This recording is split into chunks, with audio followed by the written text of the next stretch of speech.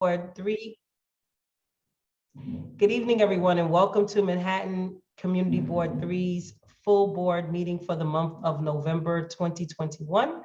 I'd like to thank you all for attending tonight's meeting.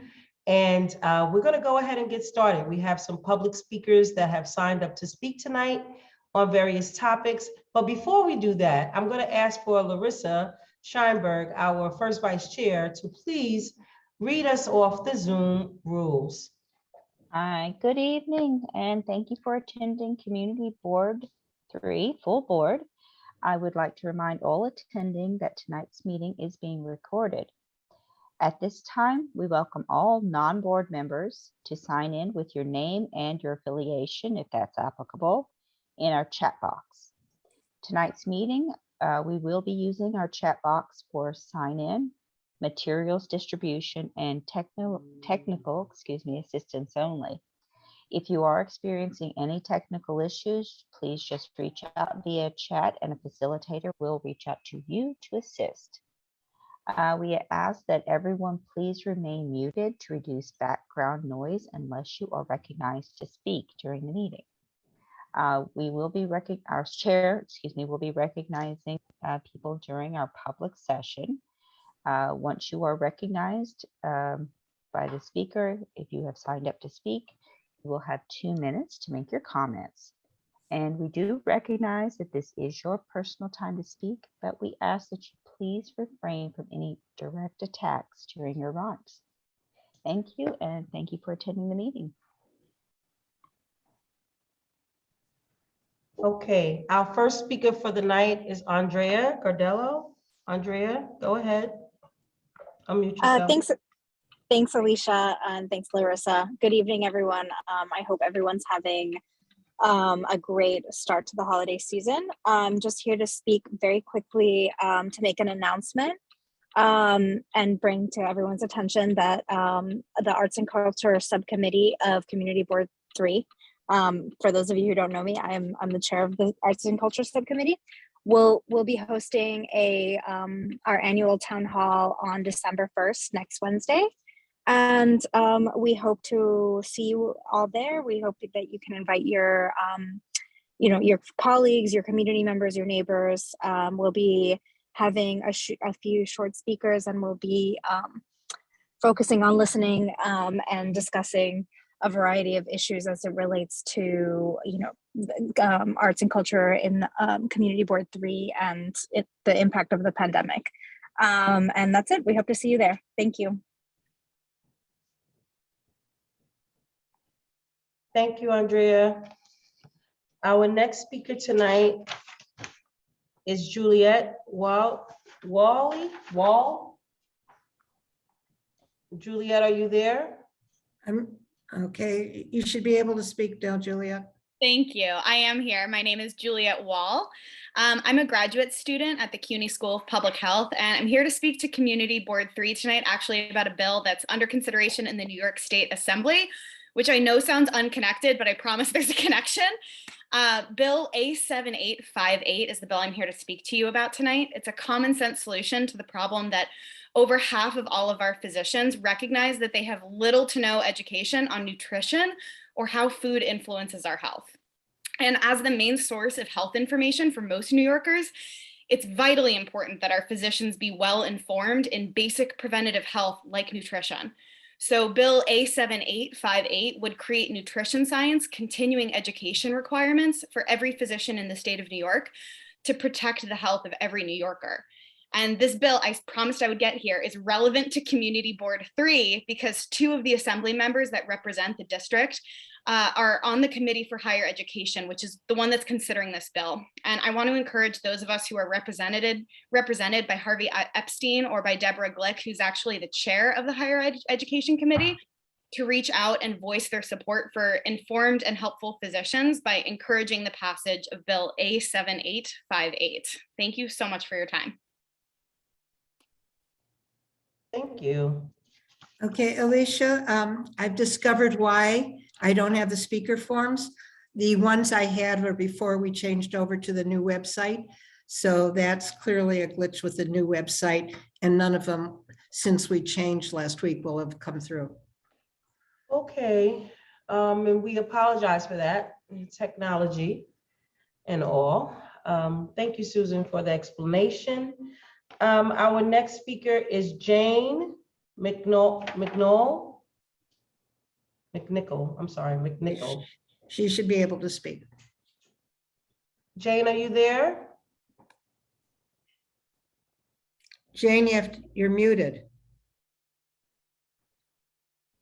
Okay, can you hear me? Yeah.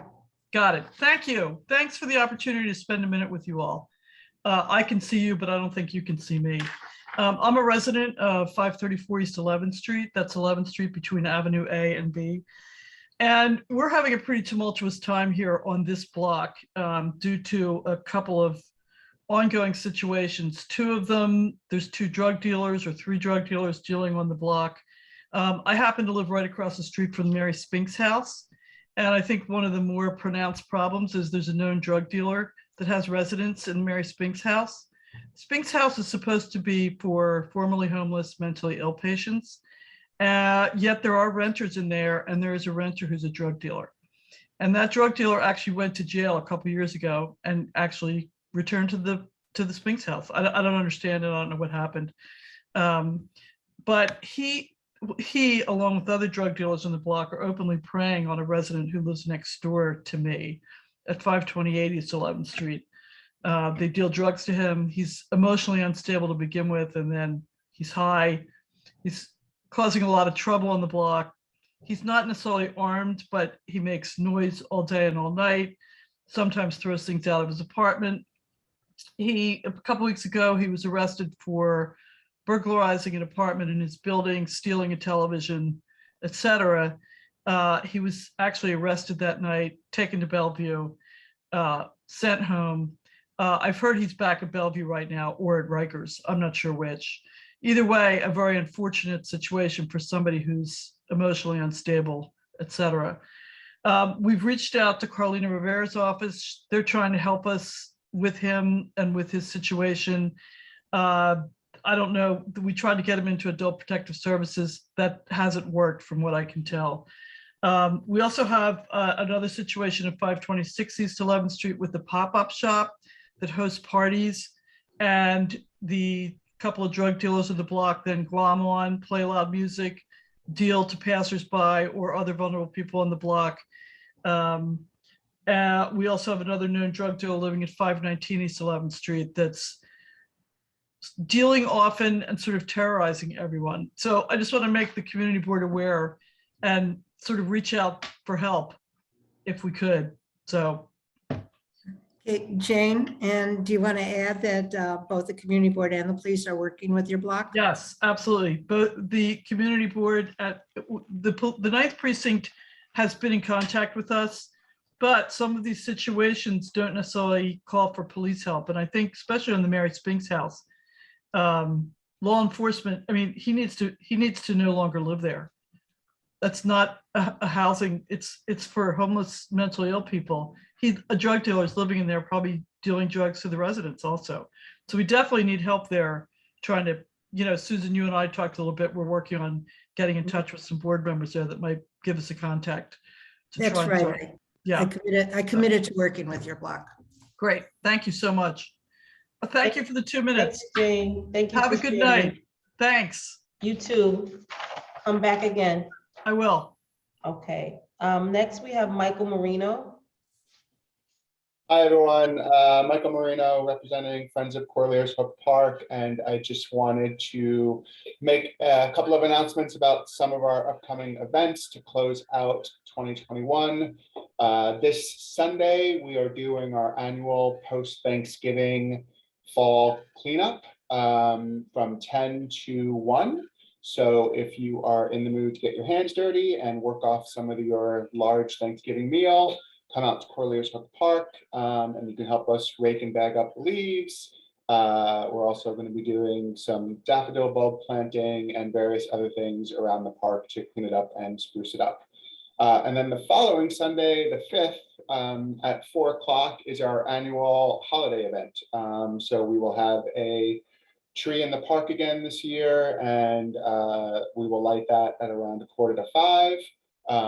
But before that, we invite all the kids in the neighborhood to come and help us decorate not only the tree, but the park as well. We have decorations for Hanukkah, Christmas, and just general winter decorations, usually hot cocoa and other treats, and some gifts for the kids as well. So if you want to come out for that, please feel free to do so. We hope to see you there. And all the information for both of those events is on our website at friendsofcorlears.org. That's it. Have a great Thanksgiving. Bye. Thank you, Michael. Next, we have Speaker Tommy Loeb, a member of the community. Yes, hello. I just wanted to update people and give you the latest information on East River Park in case you have not heard it. As many of you know, East River Park Action went into court on the issue of alienation, which is a very strict state law which requires oversight by the state anytime a park is either alienated or even temporarily alienated from use by the community. A lower court judge ruled against us.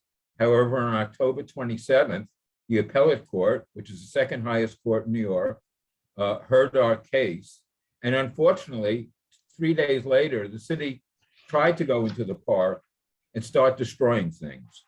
So we went back to the court, and the court listened to our argument. And the court does not issue a temporary restraining order unless you have a likelihood for success in your case. And on November 4th,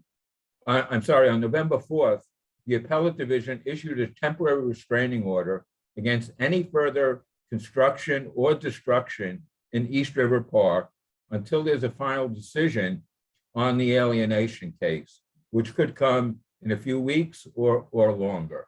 It's really time that Community Board 3 paid attention to this. The Community Board failed to help us uncover the value engineering study, which clearly stated that the community was entitled to anywhere between $200 and $700 million in mitigation costs due to alienation.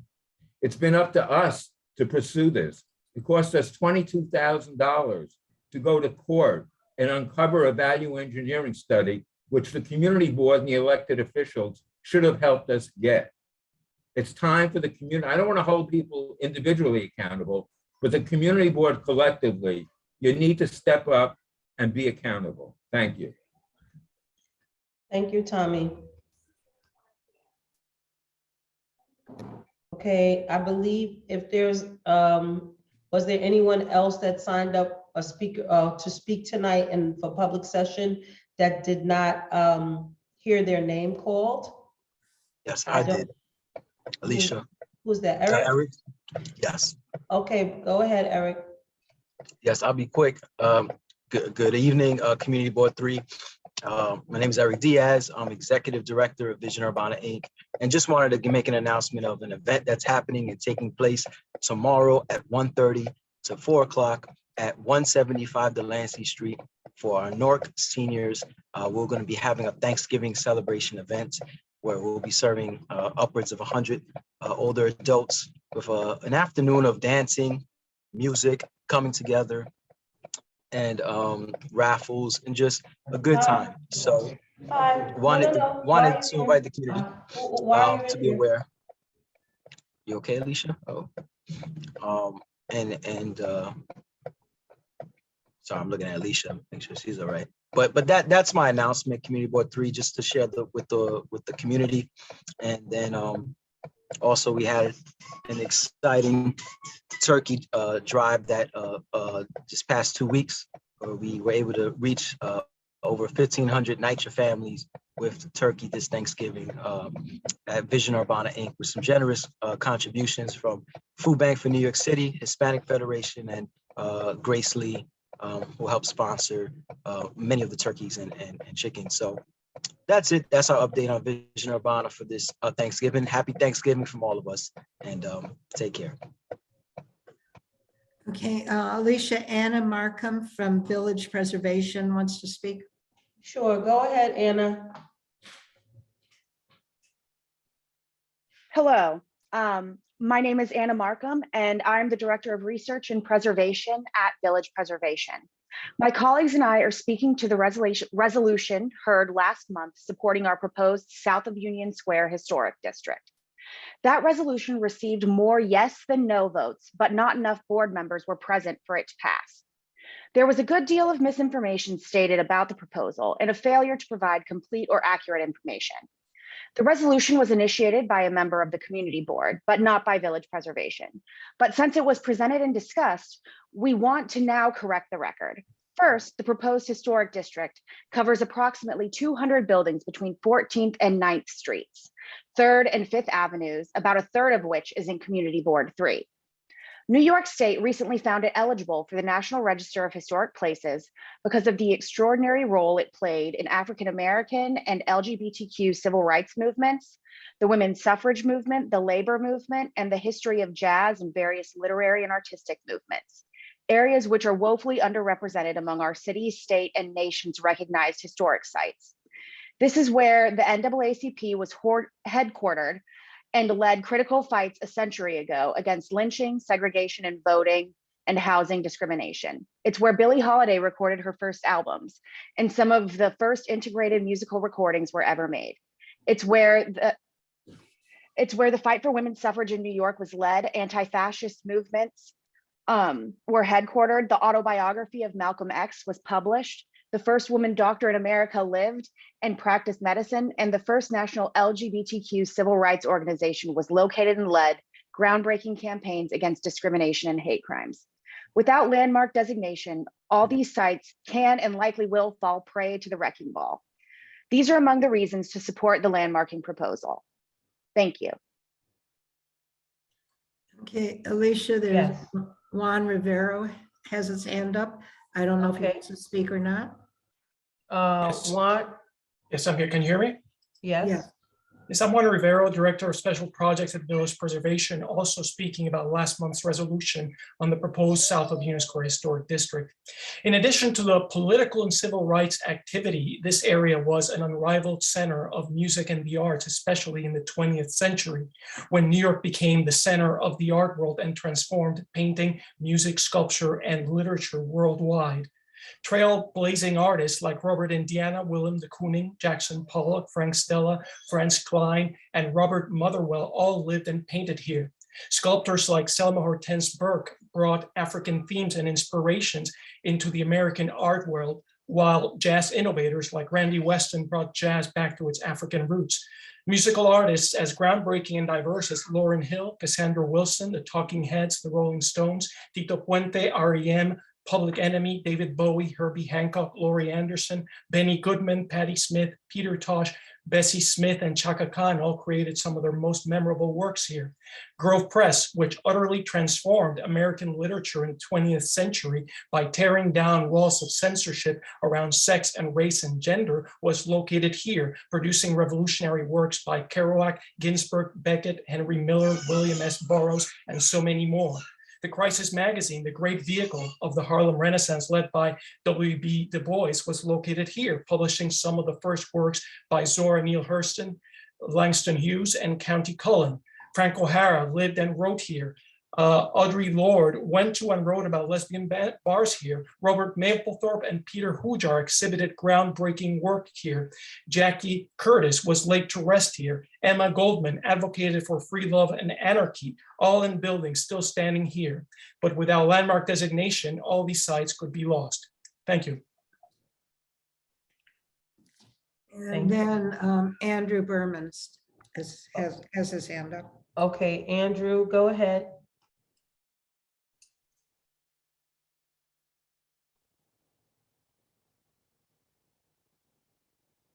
Oh, I'm sorry. Let me see if he can.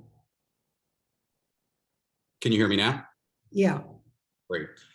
I'm Andrew Berman from Village Preservation, also speaking about last month's resolution on the proposed South of Union Square Historic District. The main doubt which was raised at the last board meeting about supporting this landmark proposal cited our city's housing shortage as a rationale. This is ironic because it was in fact the destruction of 5 1890s walk-up tenements on East 11th Street in this proposed district, containing 100 units of housing, much of it affordable rent-regulated housing, to make way for the Moxie Hotel that in many ways inspired this landmarking effort. Had landmark designation been in effect as we are calling for, that housing would not have been lost and those dozens of long-term residents not displaced. In fact, more such modest housing in this area will likely continue to be destroyed without landmark designation. And for what? More hotels like the Moxie, tech-related office towers, and super luxury condos like 80 East 10th Street in the proposed district, where new units go for between $3 and $15 million. Is that the kind of housing we need more of? Is that worth losing sites connected to civil rights and social justice history, revolutionary artistic and literary movements, or modest low-rise walk-up buildings that have managed to survive in this area? Landmark designation would not in any way prevent new affordable housing from being built here. Doubts were raised at the last full board meeting about whether anybody lived in the Community Board 3 section of the proposed district. In fact, there are hundreds of units of housing on those blocks, and residents of virtually every one of those buildings have been leading the charge for this landmarking proposal. We hope that you'll join them and thousands of other New Yorkers, as well as groups like the NAACP, the National LGBTQ Task Force, Borough President Gail Brewer, and so many others, and support this effort. If you have questions or want to find out more, feel free to contact us or go to our website at villagepreservation.org/south of Union Square, and you'll find a wealth of information about this proposal there.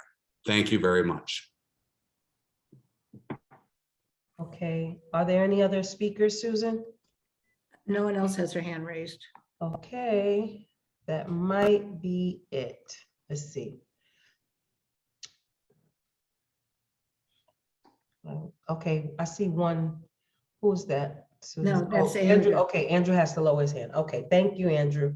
All right, oh, Andrew, lower your hand again. So it's Okay, thank you. So that's it. I do believe that concludes our public session for tonight. Thank you all for your input and information that we needed to hear about what's going on in our community. At this time, I'd like to open our session for the public elected officials. And if there are any, I noticed that there was one, I think Senator Brad Holloman is here. Yes, hi, how are you? Are there any other elected officials that are present? Not the representatives? I don't see any. Okay, go ahead, Senator Holloman. Thank you. Good to see you. I just unmuted myself. You know, I had to do a TV interview today about the Assembly report that came out on Andrew Cuomo, and I spoke for like 5 minutes on mute on television. So very embarrassing that I'm still very much behind on this technology. Just wanted to say hello and happy Thanksgiving. Good to see everyone. Caroline from my team, who's doing such an amazing job, is on with us today. We had the honor of working with our colleagues, Assemblymember Epstein and Congresswoman Velasquez and Maloney and Councilmember Rivera, and handing out some turkeys down on Lower East Side. So that was fun. I wanted to let you know about a bill that was signed into law last week during Transgender Awareness Week to require utility companies, water companies, gas, power, and other companies to use the preferred pronouns of their customers. For too long, it's been the case where it is just an insult that folks who are transgender or gender nonconforming are not able to get these big companies, publicly regulated companies, to use their preferred pronouns. So we passed a law. It's hard to believe we had to do that to force them to adhere to the customer's preference and to ensure that they are treated with dignity and respect. I attended, speaking of Transgender Day of Remembrance, I attended a a beautiful event on Little Island to remember the lives lost to transgender violence, which in 2021 is the greatest since the Human Rights Campaign began to record these acts of hatred and violence. So that's distressing, but it was at the same time uplifting. I introduced another bill that we're calling Rap Music on Trial. Currently in New York and across the country, prosecutors are using artists' work product as evidence against them in criminal prosecutions, specifically rap music, which exposes a bias that I think some prosecutors and unfortunately judges and juries have against hip hop music. And Senator Bailey and I, Senator Bailey is from the Bronx, the birthplace of hip hop, have introduced a bill that would bar that, or in fact, raise the standard for admissibility of that kind of evidence. Prosecutors seem to be taking rap music literally, but we are going to raise that standard to clear and convincing evidence. So it can't be done in a way that inhibits free expression and really would cast a chill across not just music, but different forms of art. I wanted to let you know also that I plan on introducing legislation soon around protecting and supporting local journalism. We've seen media conglomeration across the board and not just in Manhattan, but across the state and the country. And a lot of very vital local publications have disappeared in our district alone. It's been very saddening, and it's really harder for elected officials in the community to get information out when the number of sources have disappeared. When your hometown newspaper is the New York Times, it's really hard to get local news front and center in a paper that big. Today also, I was down at Foley Square because of the Thanksgiving holiday, advocating my legislation S15, which we call elder parole, and would enable anyone who's incarcerated and has served at least 15 years and is 55 years or older to have the chance at a parole hearing. This bill is so important because we have 10,000 older New Yorkers incarcerated. It's costing the state hundreds of millions of dollars in keeping individuals who statistics show are not inclined toward recidivist activity away from their communities. And we want to change that. And finally, two more bills that I wanted to mention. After all, I am a legislator. So I talk a lot about bills, but one is legislation that Governor Hochul signed to finally ban ghost guns. Ghost guns are guns that are assembled in parts. They don't have any serial numbers. Because of that, they don't require any background checks, and they basically circumvent our good gun laws that we have in New York, namely the SAFE Act that Senator Kavanaugh and others led for years to get passed. Well, we have finally banned ghost guns. You can't have a ghost gun in New York unless you register it. You can't assemble one, and unless you're a licensed gunsmith, you can't purchase one, and you can't sell one. So that's important, and I'm very proud to say that it was named after a young man named Jose Webster, who died just a few months shy of his 16th birthday. And his sister, Natalie, has been a very staunch advocate with Everytown for gun safety. And then finally, we all across the borough have heard and endured chopper noise. And it's just been an ongoing problem that nobody can seem to address.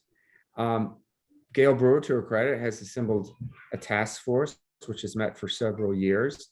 Congresswoman Maloney and Nadler have legislation that's pending in the House. I'm not sure of its status in the Senate. I don't think it's been introduced there yet. But we really want to crack down on choppers, many of them from New Jersey, that fly over Lower Manhattan and Midtown and Central Park. Many of them are non-essential choppers, meaning they're tourist flights. And you see the pictures on Instagram of jackasses, I would call them, hanging their feet out of helicopters and taking video as they fly over Manhattan. Well, enough is enough. So I have introduced legislation that'll do three things. One, it's going to force the city to ban concessions with tourist choppers at any of their city-run helipads, including Lower Manhattan. Two, we're going to ban the use of the Hudson River State Park as a helipad. We should not have choppers in parks. And three, as the chair of the Judiciary Committee, I propose to create a new tort. So you'll be able to go to court in New York if my legislation passes that I carry with Dick Godfrey and sue chopper companies in New Jersey for nuisance. So that's how we're going to approach this. I'm going to try to move these bills in January. Want to wish everyone again a very happy and restful Thanksgiving. And again, shout out to my colleague Caroline.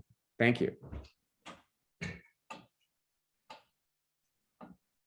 Okay, are there any questions? Susan, go ahead. Yeah, thanks, Brad. My question is about open meeting law, which affects the community boards. So I have two questions. One, what is going to be happening January 15th? Because the law was extended. And it seems that there are being changes made piecemeal that we're not aware of. Like I know there's just a change made about posting materials 24 hours before meetings. And I don't know what input there is or the impetus for some of this, but it's a little worrisome that it's being done piecemeal instead of looking at the law as a whole and seeing what needs to be kept, what needs to be changed. Well, what are you, okay, so we know that the new law was passed in the emergency session of late summer. Are you referring to other legislation that you're reading? Yes. Who's carrying that? My understanding that it's already been passed. I'm not sure. I can. Nothing's been passed since the summer, but okay. Well, then maybe it's up. I will forward it to you. DMs are kind of emailing it around, and it's about posting materials at least 24 hours before meetings. Okay. Well, I would love your input on that. It's not my bill. I'm not aware of a new bill. As you know, I carry legislation on this, and we've received extensive input on it. I'm assuming we'll get more feedback from folks all across the state before we pass anything when we resume in Albany. But it's a really good flag that we need to speak to each other before January and ensure that you guys are on board with whatever we're looking at. I know that what passed in late August was, you know, in an emergency session. We were just glad to get that concept on the floor. But I agree with you. Now that we have a little more time, let's get a thoughtful work product that reflects our community board's needs. Okay, thank you, because we're concerned about what we haven't heard about since. Yeah, fair enough. Okay. I will be in touch with you and forward information to you. Okay, thanks. Olympia and then Lee. Thank you. So my question is about the universal childcare bill that you mentioned last time I saw you, and about from Jabari, Bridgeport, I think, and Ramos. And we discussed about how there are some schools in our district that still don't have free after school for everybody. And you said that you would look into the legislation Jabari and Jessica are working. And if they don't cover universal after school, you would be interested to do something about that. Do you have any updates? Yeah, I do not, Olympia. I'm sorry to say that was only a couple of weeks ago, but yes, Caroline will circle back with you about the Bridgeport and Ramos proposals. Thank you. And that needs to be a concept that we build into either bill. I couldn't agree more. Also, just to flag that we were successful in getting the school construction authority due to the efforts of my colleagues. I'm glad to have helped at the Bleecker Street location at NYU. So we hope to have a new educational institution coming into Manhattan. I think it could be a borough-wide school, perhaps for dyslexia. I know there's been a lot of support for that in Community Board 3, and we're very grateful to everyone who's helped lead that. So more on that, but Caroline and I will get back to you about the Bridgeport Ramos bills, which are still very much in kind of discussion.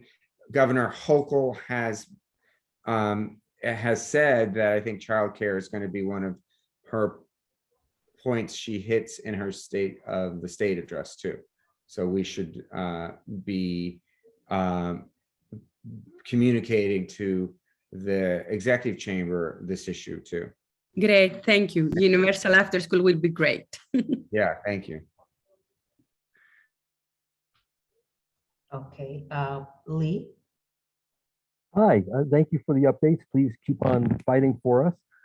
Referring to your chopper bill, the folks who live on the Lower East Side, specifically around Corlear's Hook, would really appreciate a section of that bill that would also make it so that news helicopters would not be able to hover for 45 minutes to an hour and a half over our community. Every time there's a story in Brooklyn or by City Hall or Chinatown or where they need to cover the bridges, any of them, they'll set up for half an hour before the program for their 12 o'clock news or their 4 o'clock news, and it affects Vladeck and LaGuardia and East River and Baruch, and we hope that there is some strength in there that will also prohibit them from hovering as well. Thank you, Lee. I will admit that it's tougher with news and cops because the federal regs don't define those types of chopper uses as non-essential. So it is a little thornier than just tourists and folks who use choppers to fly out to the Hamptons, for a golf outing. But one step at a time, and we'll look at that. We'll look at the news angle, but currently they would be probably excluded due to the federal kind of rule around essential and non-essential. But I'll look at it.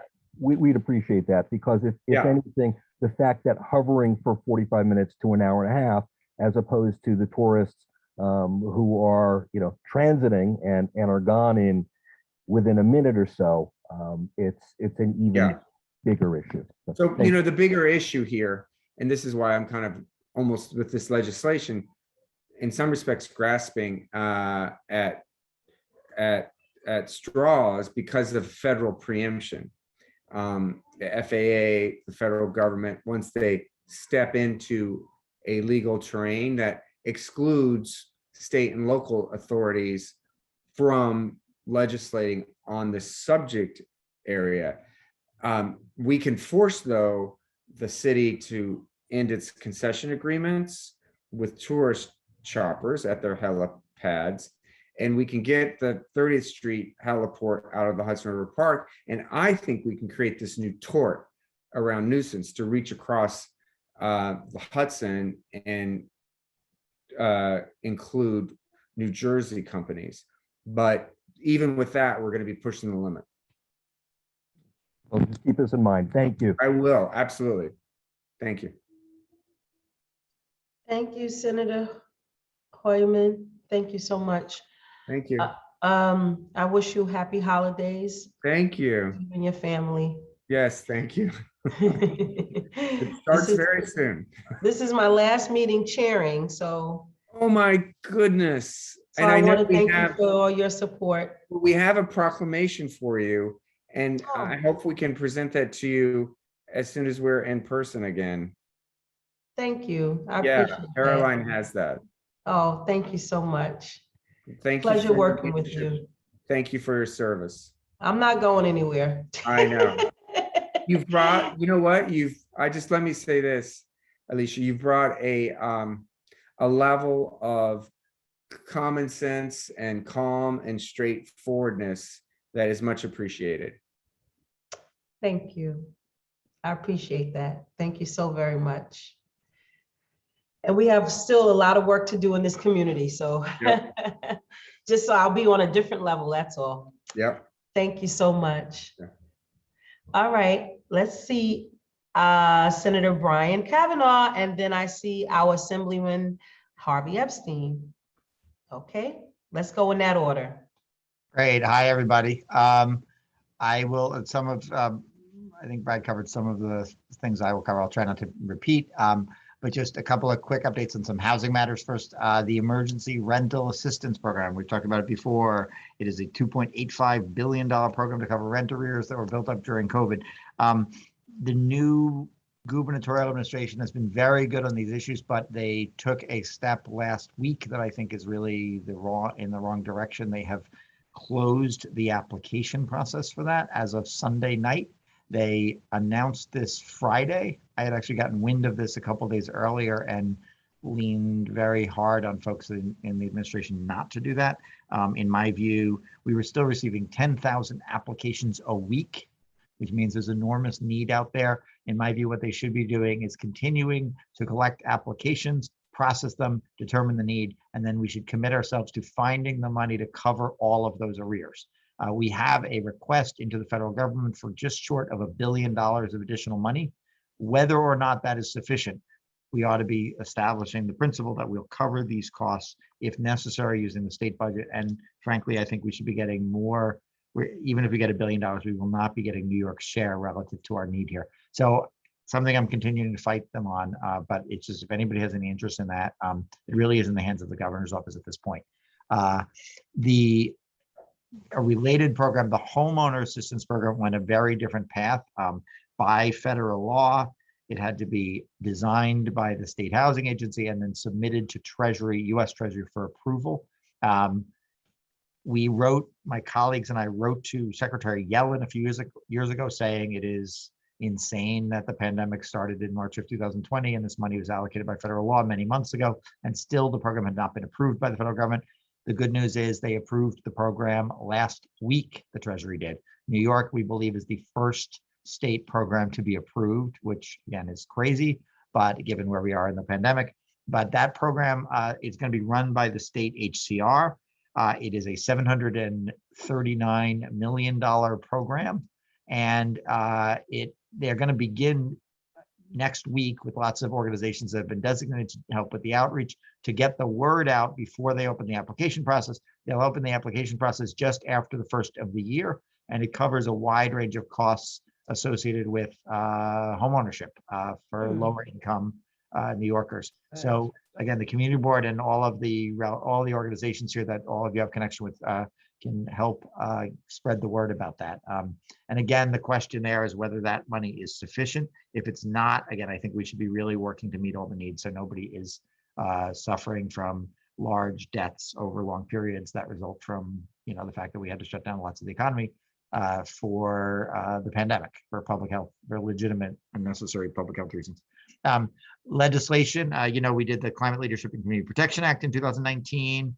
We've got a lot of work to implement that to make sure there's adequate resources, both to get where we need to do in terms of diminishing our impact on climate change, getting the mitigation and the resiliency measures we need, and also making sure that we have a just transition, which is, it's going to be a very radical transition that we need to do and do so many things differently. The good news is there is a very positive future if we act aggressively now. We did make some progress worldwide in Glasgow, although we obviously have a lot more work to do. One big step is we have to stop burning fossil fuels, especially locally in our homes. I introduced the All Electric Buildings Act a couple of weeks ago. It's sponsored by Assemblymember Gallagher, my colleague from Brooklyn. And this is a bill that basically makes it impermissible to convert existing buildings to fossil fuel building burnings if they are after the end of 2022, and create any new fossil fuel buildings after 2023. Basically would say buildings and other agencies can't issue permits statewide for those unless there is a finding that there is no feasible alternative. We expect that would be quite rare. And we have basically every environmental group in the state on board with this, and we're gonna make a big, it's pending in the Senate Housing Committee, which I chair, and we're gonna make a big push to get this moving early in the new year because there's no time to waste. We're also focusing on lead poisoning. We have a hearing of the Senate Housing Committee along with my colleague Gustavo Rivera, who chairs the Senate Health Committee. It is in Albany. It is the 30th, which is next Tuesday. It's in Albany, but it is viewable online, and also we will take testimony. I know lots of folks in the Lower East Side have experience with this issue.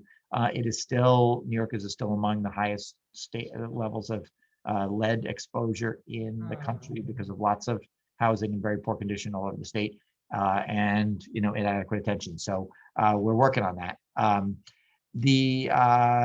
don't know if Brad, I came in the middle of this, I don't know if he mentioned that the governor signed our consumer fairness package. It's a bunch of bills that are intended to ensure that consumers all over the state have better protection, including identifying various practices that collection agencies can't engage in, prohibiting harassment from utility companies who are seeking debts, and making sure that the Public Service Commission has at least one member who is a consumer advocate because they oversee a lot of the utilities. I have been pushing for a while and hope to retake this up because I think there's no better time than now, with lots of debt still pending from COVID, to license debt collection agencies statewide so that we can enforce standards of fairness and revoke licenses when people misbehave. I'll mention this is not in CB3's catchment area, but since I got questions about it at a community political event just yesterday, I'll mention 5 World Trade Center is the last site in the Trade Center, and there's been a push to do affordability, greater affordability. The state has proposed 25% of the building be available to people under 50% of AMI, which is actually a very generous level of affordability, and would create 330 new affordable units. But there's been a push to do more. I share the desire to do more. And so we're having a public forum on this, on the issue of affordability. There'll be many other local issues that CB1 will address about quality of life and parking and security and all kinds of other things. But that forum will be on December 9th from 6:30 to 8:30. It's co-sponsored by CB1 and all of the local elected officials and Councilmember-elect Christopher Marte and Borough President-elect Mark Levine. So we're looking forward to that. If people have interest in that, it's a very big public project, and there's a proposal to put lots of resources to affordability. So, I think it might be of interest here as well. I think I will stop there. Happy to take questions. Okay, let's see. I saw Jackie's hand go up right away. But before I take Jackie's question, I wanted to just say thank you so very much for emphasizing the fact that we need to push for the moratorium to be extended. The money, lots of people got denied for reasons they didn't even know why they got denied. And now there's no opportunity for them to go back in the system and reapply. So if there is something specifically that we need to write to a particular department in the governor's office to emphasize the need to go back and allow those people that got denied their applications for the rent assistance, then we need to do that right away so that people can rest easy during the holiday season. It's going to be a tough season. Many people's their unemployment have run out. And it's, Yeah, and I appreciate that. And honestly, I wasn't even just thinking about people who have previously been denied, but just like lots of people, the rollout of this program was really terrible, which means that agencies that would have spent a lot of time doing outreach and making sure people were aware of the program spent a lot of time trying to make the portal work for people. And if you're getting 10,000 applications a week in the second week of November, it is probably because people didn't hear about it in June and July and August. So for all kinds of reasons, I will note that also in New York State, we built in some very aggressive eviction protections into that program. Those protections kind of are, the applicant gets the benefit of those protections upon applying to the program. So if they're not accepting applications, you can't get those benefits. So it really is, I compliment this administration on taking a lot of these housing issues very seriously and doing very well and writing this program. But this is a very, I was quoted in the Times as saying it's a catastrophically bad choice, and I'm sticking with that as a husband. It's really a mistake they're making. So I'm trying to get them to address that. thank you, Senator. Okay, Jackie, and then Mei Lee in that order. Thank you. Thank you, Senator, for sharing this great update on ERAP, delayed, and other housing issues.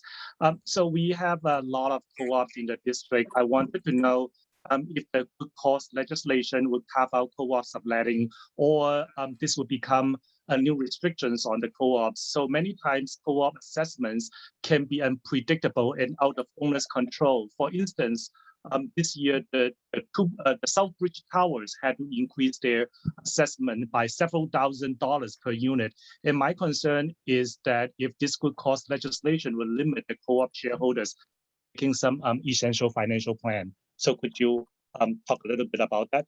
Sure. So for people who don't, most people probably know, but for those who don't, good cause is the notion that you can't evict somebody for no reason. If their lease ends, you're basically required to offer them a new lease, which is a right that all rent regulated tenants already have, but other tenants don't. There also are provisions that say you can't, if you have a right to a new lease and you have a right to continue your tenancy, there has to be some limit on the ability of the landlord. It can't be a right that say, well, I'm going to renew your lease, but I'll triple your rent. So there has to be some reasonable standards for how much rent you can raise that are built into the bill. There is currently a bill pending sponsored by Assembly Member Pam Hunter from upstate and Senator Salazar from Brooklyn. And that bill, in it does not carve out co-ops as a class, but the circumstance you described, it doesn't say, it's not a hard cap on rent increases. It says that rent increases above a certain amount are, below a certain amount are presumed reasonable. And above that, there has to be a showing of the need for the increase. So a co-op that had a assessment across the board for good reasons that was applicable to owner occupants as well as those who were renting out their unit, presumably it would be a pretty straightforward showing for the owner of the unit to show that they need to pass that along to a tenant. And so again, it seems to me that the current bill would address it. If we're going to pass this, there'll be a negotiation about all these terms, and we can make sure we clarify that. Thank you. Go ahead, May.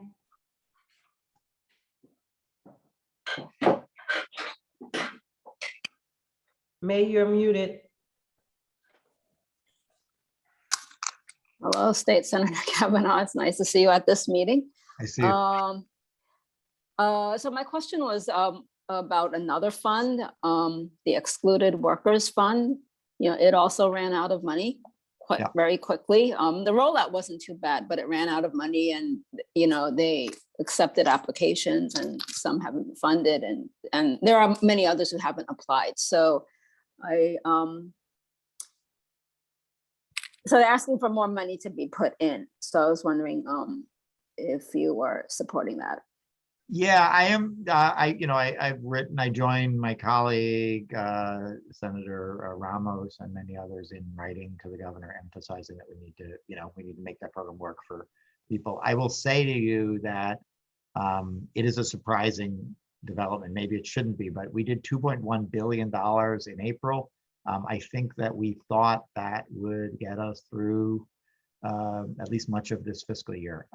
But you know, there was a lot of need. And again, I also just note that New York is basically unique in this. There's no state that put, I mean, California did a fund that was something on the order of millions, and we did billions. So it is, I think it's to the credit of my colleagues and, you know, all of us who worked to get a very generously funded program. But it goes into the category of like, we close down businesses. We've got a group of people who are ineligible for basically almost any other kind of relief we did, including all that pandemic unemployment. I think we need to cover the need.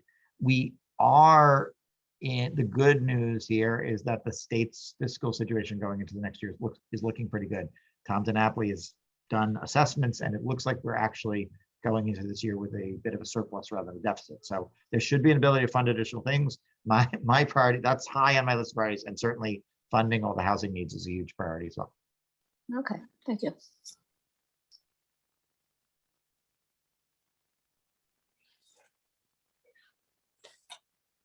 Thank you, Senator Kavanaugh. I think that concludes all the questions we have for you tonight. Great. I And wish I you also, and your let me family- just join in thanking and congratulating you for your tenure here. And early in the pandemic, we would sometimes do procs on screens, and that we decided that was weird to hold up procs in front of, you know, cameras on screens, but we will also get you something in person at some point. But it's great to see everybody. Thank you. And thank you for all your service. Happy holidays to you and your family. You too. Thanks. Thank you.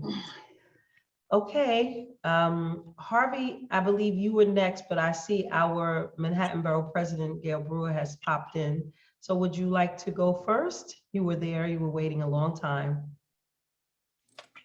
I mean, all due deference to Gail. I don't want, if Gail's got a rush, but Harvey, I don't usually do this, but I have to be someplace in like, I hate to say 5 minutes. I can be like 2 minutes. Is that all right? And then you could be more go ahead, Gail. expansive. Gail, go ahead. I'm sorry. Thank you. I have 4 community boards. Oh my God.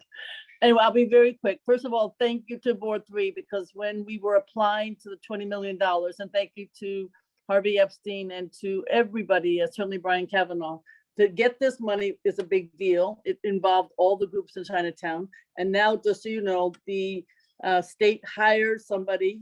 They are requesting that it be a group that is facilitator, Asian community related, and that's what's happening. So I just want to let you know we will be planning for 18 months to spend $20 million.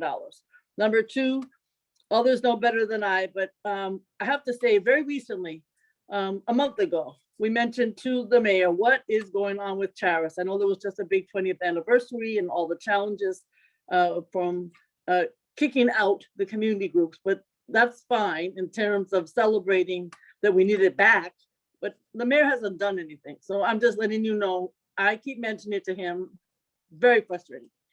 30 Roosevelt Park, I did get in trouble with the Parks Department for writing a letter. Kay helped me to say this is where the challenges are. And so it did get a lot of press. I hope it helps. I know we got some signage in the playground. We got some needle kiosks, but there's a lot more that needs to get done. I'm very aware of it. The other issue is just East Side Coastal Resiliency. We have written a letter. I think we have a copy of it. I think we got an answer. I'm not saying it's perfect. And I do want to thank Jamie Torres Springer. I saw him today because he's now in charge of capital project for the MTA. So we were at the underground at the 2nd Avenue subway in Harlem. But the issue is he did give me a tour of the portion nearest to Stuytown and Peter Cooper. So just say we're paying a lot of attention. Working with Brian Lewis in our office. I think he's been working with amalgamated houses and their gas issue. I want to say over as borough president, we've given out almost $250 million. We'll put in the link in the chat, the link to know what has gone to Board 3. I know you know about open meetings. Goodness knows January 15th in terms of housing is even more important. The deadline hopefully will be extended, but open meetings also is an issue. So we will get everybody these owls so that you members should know that will give you the opportunity to have a really good hybrid meeting. We have to figure out what's going to happen, and the state people will know better than I. The issue of fulfillment centers. I didn't know what in the world a fulfillment center was until a couple of months ago, but basically it's a guy, you know, you can't go in the store. Somebody stands outside. You can get food really quickly. They're owned by big hedge funds, not bodegas, not owner operated. And they tell the delivery people they have to get everything to somebody by 15 minutes. That's, you know, we already have a problem with people going too fast in terms of the two-wheelers on the streets. This just adds to it. So I don't even know that they are real. They're called dark stores because you can't go in, I can't go in, but they deliver food. And the bodega folks are very upset so much. We have had, CBS did something on it last night. We did a letter. Nobody seems to know if they're legal zoning wise. So I'm letting you know we're on it. We're all trying to have more composting. We know that. The OIPOID money will be available, I think, in the next January. That's the money that kindly Attorney General James was able to get from the Sackler family, $276 million coming to the city. And I hope that that will go to communities and programs that are relevant in Community Board 3. We are having a reception Sunday, December 12th from 2 to 4, John Jay College, 524 West 59th Street, just to celebrate Manhattan and the holidays. And you're all welcome. You don't have to RSVP. Obviously, you'll need to be vaccinated. And thank you very much. Congratulations, Madam Chair, and to everybody. And thank you, Harvey Epstein. Thank you, Madam President. Have a wonderful holiday season, and thank you for all your hard work and everything that you've done to make sure Community Board 3 gets properly serviced. You too. Thank you. Bye. Any questions? Oh, Kay, Carlin, and Jackie in that order. Go ahead, Kay. Thanks, Alicia. Yeah, I just want to say to Gail that the letter that, you know, you thought you might get in trouble, I think they call that good trouble because it actually, in all the many years that we've been advocating for certain things, we got movement on kiosks, signage, and just in general, a little bit of hope here. And we hear rumblings of other things. So thank you. Thanks, Kay.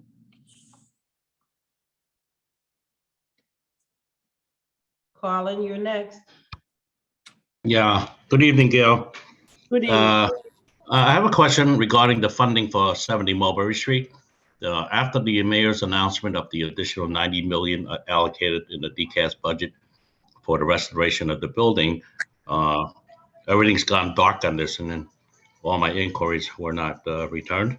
Okay. Do you know what the next steps are going on in this? If there's an RFP process, are they accepting designs by local community architect firms or whatever builders?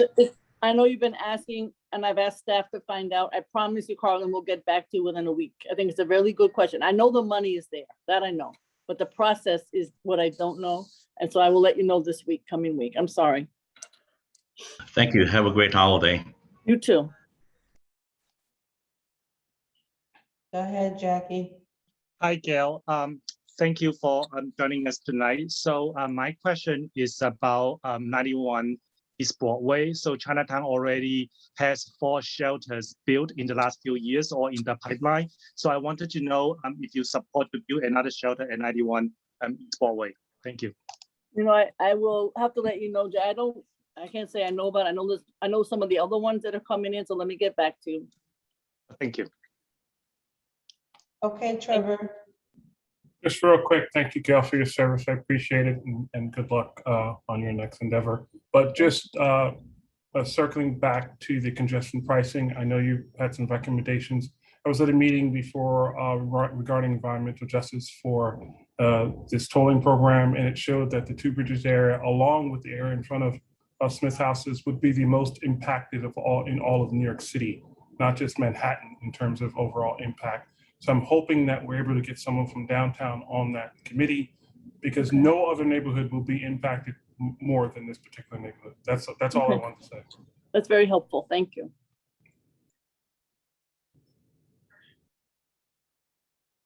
All right. Thank you, everybody. I think that's it. No more questions. Thank you very much, Madam Chair. Thank you for everything. Thank you. Have a wonderful holiday season, Gail. You too. All right.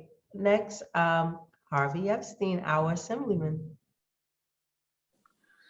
Thanks, Alicia. And I want to just thank you for your commitment to take on a really difficult volunteer job of running a community board. I know how hard it is to do it and how time consuming it is. And so I just really appreciate your willingness to lead for our neighborhood and how important it is that you did it. So I really applaud your effort, and we should all thank you for making our community a better place to live. So, and for everyone, I hope you all enjoy the holidays and take some time if you can to get downtime and do things that are enjoyable. I know that I will be doing very little, hopefully, and that'll be enjoyable for me, and having some family time will be nice.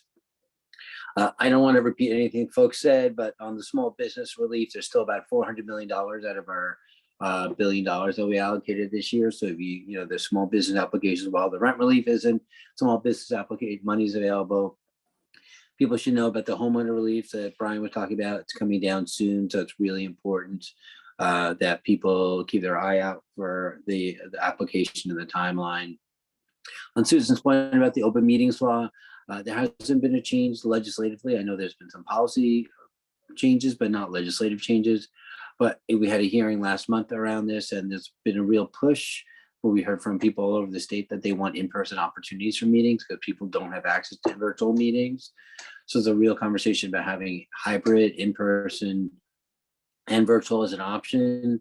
So, the more you guys give us feedback on that, better, because I think the wave of what we've been hearing is having an in-person option for people is a really critical thing for folks who need in-person and folks who don't have access to, smartphones or social, or having access to Zoom or other ways to connect to what's happening. Excluded worker fund, we did run out.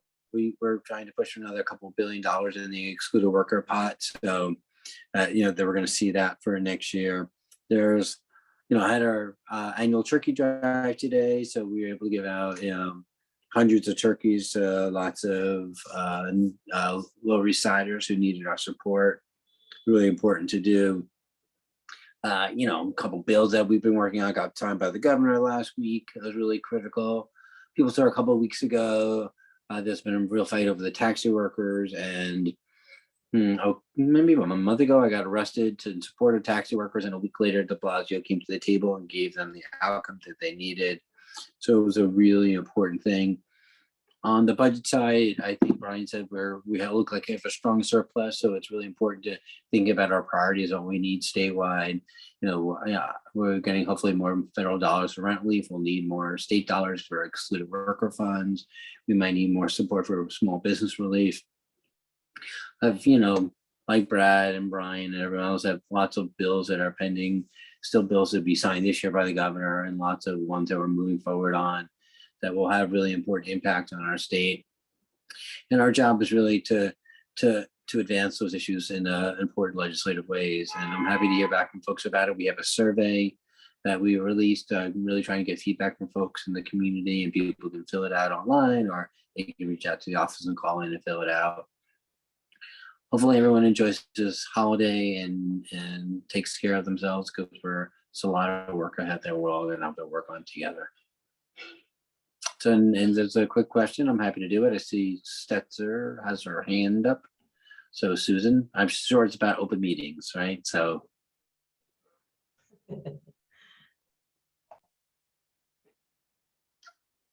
Go ahead, Susan. You're muted. Can't hear a word. Susan, you're muted. Okay, thank you.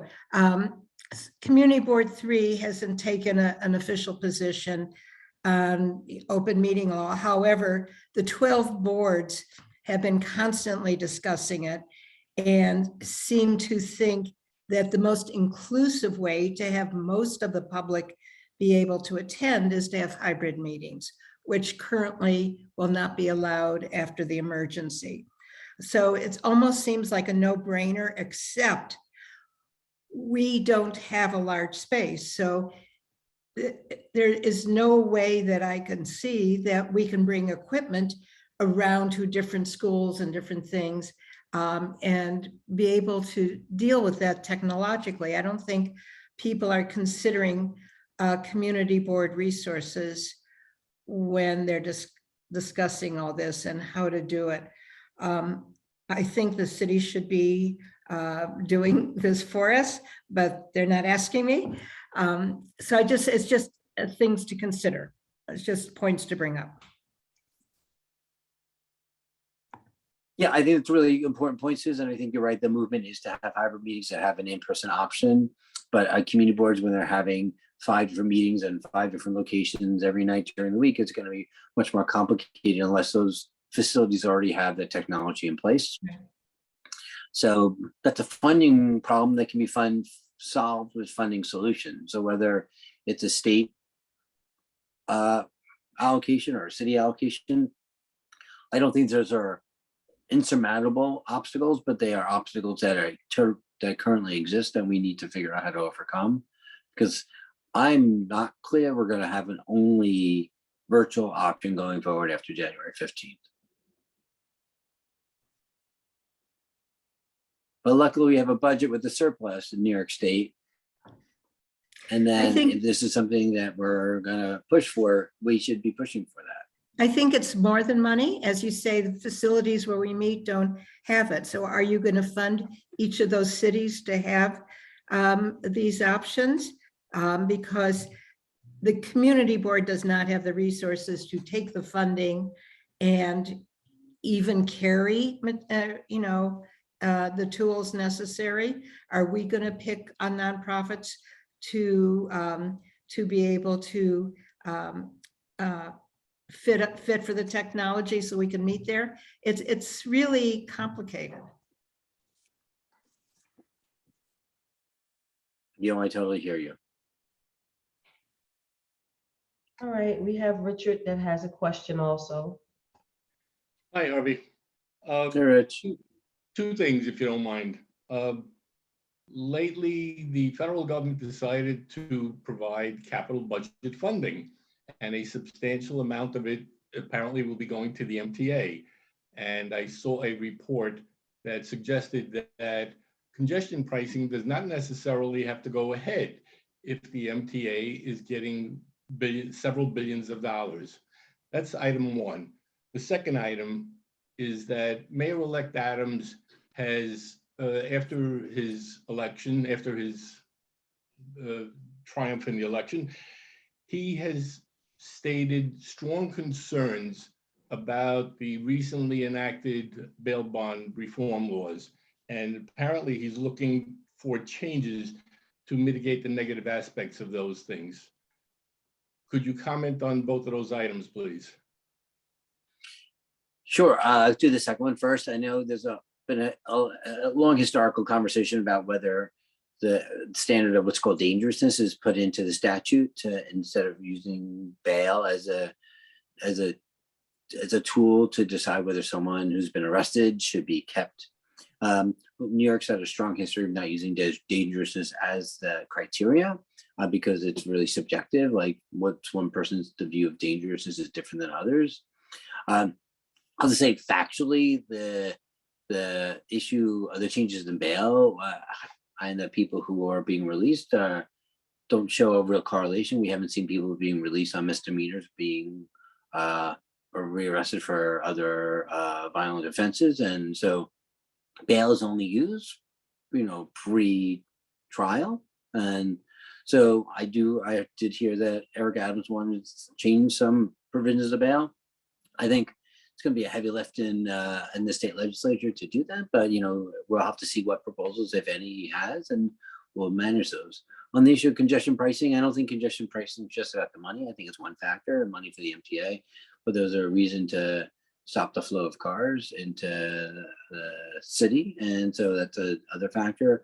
I don't think that changes this more money for the MTA means they can get elevators, and we only have elevators in every 4 subway stations. More money can mean we can get more elevators quicker to the MTA for people to have access. I don't think it means we're going to not move forward on congestion pricing. What we're going to see in the mobility board is trying to, what Brad and I have been talking about is, our exemptions for more of a higher category of low income people, and we have legislation pending to do that. But I don't see the change in overall congestion pricing happening because there's more money going to the MTA. Thank you. You're welcome. Oh, go ahead, Alicia. Was gonna say happy holidays to you too, Harvey. Thank you. Okay, I think that was the last question. Yep, that's it. Okay. Have Bye, some everyone. rest. Enjoy the Have some holidays. rest. Thank you. Happy holiday. Happy. All right, so we're gonna go on down the line. Let's see who else is in the house tonight. Larissa, I have to step away for a quick second. But the next person I don't know, let's see what order we have here. No one from the mayor's office is here tonight, right? Okay, we'll go past that. No one from the public advocate's office is here tonight. Okay. The comptroller's office. No one, okay. The borough president spoke. Anyone from the Congress member, Nydia Velasquez's office? No, okay. Congress member Carolyn Maloney, is Victor here? I didn't see him, okay. No, Assembly member Yulaine Yu, I did see someone from her office here. Yes, oh, Victor is here. Victor is here. Okay, I'm sorry, Victor. And I did see Amy's here from Elaine's office. Okay, so Victor, you go first, and then we'll have Assembly member Elaine Yu. Amy, you'll be right after him, okay? Thank you. Go ahead, Victor. And Charlie, I see you there too.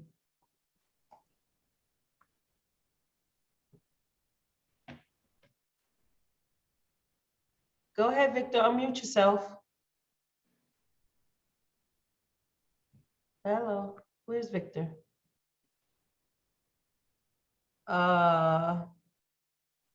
He's still in mute. Did we move him over, Linda? Yeah?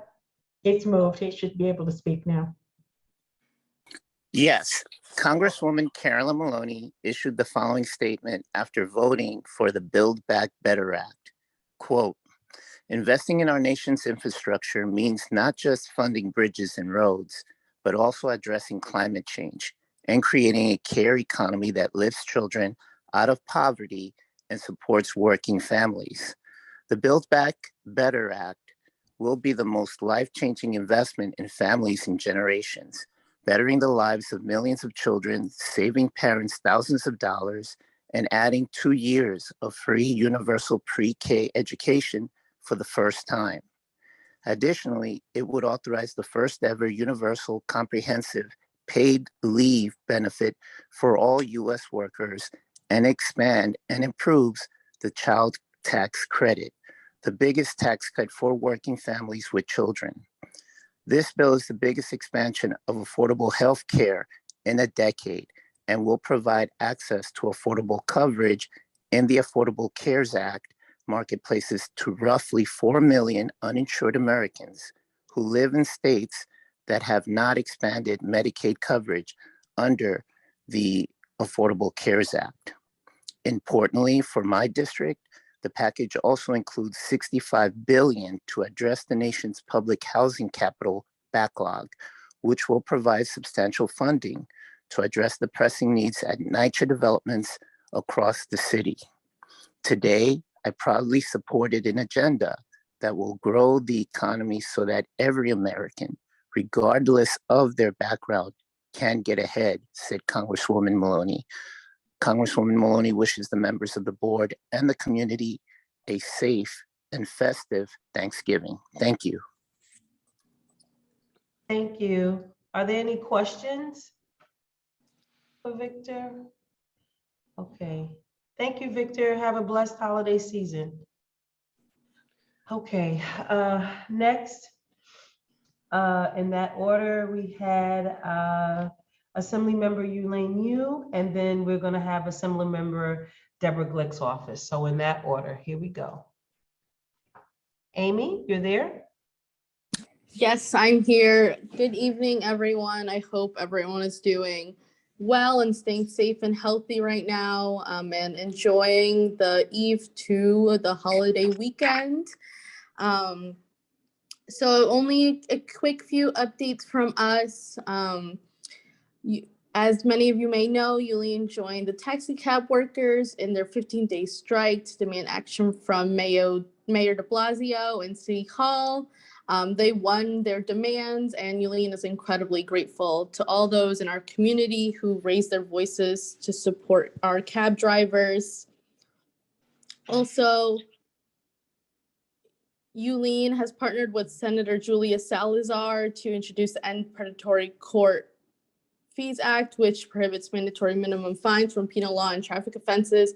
In addition, the legislation also addresses probation and parole surcharges, which are a cruel set of fees that almost exclusively target low-income individuals unable to pay for their freedom, even though they are otherwise eligible for a full termination of their criminal sentence. I'm including an op-ed that Yulian wrote in the community board report that I will put in the chat.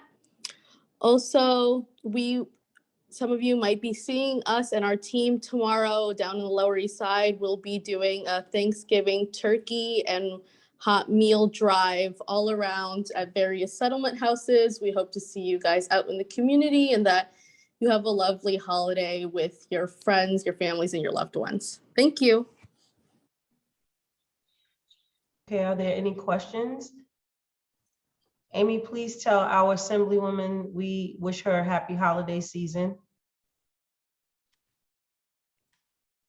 Yes, of course, and to you too. Okay, and there are no questions. We're gonna go on. Hi, Charlie, you're next. Hi, good evening, everyone. Charlie Anderson in Assemblymember Deborah Glick's office. Just a few quick updates for you this evening. The first, wanted to inform everyone, earlier this month, the Assembly member appeared with Mayor de Blasio during his media availability to discuss an expansion to speed cameras in school zones. The Assembly member has for years sponsored bills in the Assembly or in the state legislature, which instituted a pilot program for speed cameras within school zones, but they are time limited. They also don't exist in every school. Or pardon me, at every school zone. Oftentimes these speed cameras are time limited, meaning they are only during certain hours of the day, even though children may be at school and schoolyards at all times of the day. And also they're not always on during the summer. So she was on with the mayor to discuss a upcoming bill, which would expand that pilot program to include different times. And make sure that those cameras are on at are on during longer times of the day, certainly is a deterrent to speeding and a measure to keep children safe. The other thing, we wrote to Speaker Johnson this month regarding Intro 1775B, which is a bill to get rid of useless plastics. So whenever you get food delivery on Seamless, or however you get food delivery, oftentimes they chuck in a bunch of plastic utensils and things that a lot of people most likely just throw away. That all should end up being recycled, but oftentimes it doesn't, and plastic harms the environment, or excess plastic harms the environment. So she is very supportive of that introduction, which we are encouraging Speaker Johnson to bring to the floor of the council for a vote. Looking forward to next month, we will start session come January. In December, we typically or traditionally have always included a look ahead to the Albany session, what the Assembly members' priorities are. So just teasing that for folks to be anticipating of that come next month. I'm going to put our board report for this month in the chat. If you have any questions, happy to answer, but that is it from me this evening. Susan has her hand up. Go ahead, Susan. Sure, thanks. Charlie, you had taken on the contact person to find out why the SLA is refusing to accept stipulations for the municipal expansions. I'm wondering if you've had any luck at all. It seems to be a real mess up there. Sure. So I don't have a full answer for you, but what I do know is that we're having this as a larger conversation with our partners as well. So with our colleague assembly offices downtown and so on. Some of our questions had to do with, or what we saw were, there is this persistent issue of the boards having specific stipulations which the SLA views as non-congruent. If you have a closing time that is different to what the city wants, how are these two things supposed to reconcile? So, I will say our office, we cover multiple boards. And so we are trying to have that conversation with our other community boards as well. And it is something that's in process. It hasn't been forgotten about. It just is taking a little longer to get answers than we had wanted. So, but we will certainly endeavor to get those for you guys. And it still is on our radar. I'm sorry, I'm not coming with every bit of information this evening. Well, I can tell you CBs 1, 2, and 3 are very much on the same page. It doesn't affect all boards the same way, but certainly CB2, your CB2 and CB3. And we have 1 and 2. We also have 1. You also have 1. So we're all very much on the same page. But this point of incongruent hours makes no sense because the city has 4 a.m. closing for bars. The SLA is very happy to put stipulations on to have bars close early in order to get community board support. So how is it okay for a bar to close before the 4 a.m. hour with an SLA stipulation, but not okay for outdoor dining to close before the 12 p.m. With a stipulation? I don't understand the difference. Yeah, I mean, I'm not with the SLA, so I don't know either. But we'll endeavor to try to figure that out and see what's going on. It's been, Susan, you and I have worked for years on SLA issues and had umpteen number of meetings and so on. And this is just, we will add this to the pile. So we will continue to try to figure that out. Thank you. I appreciate it. It has, I think the SLA has gotten worse, really has.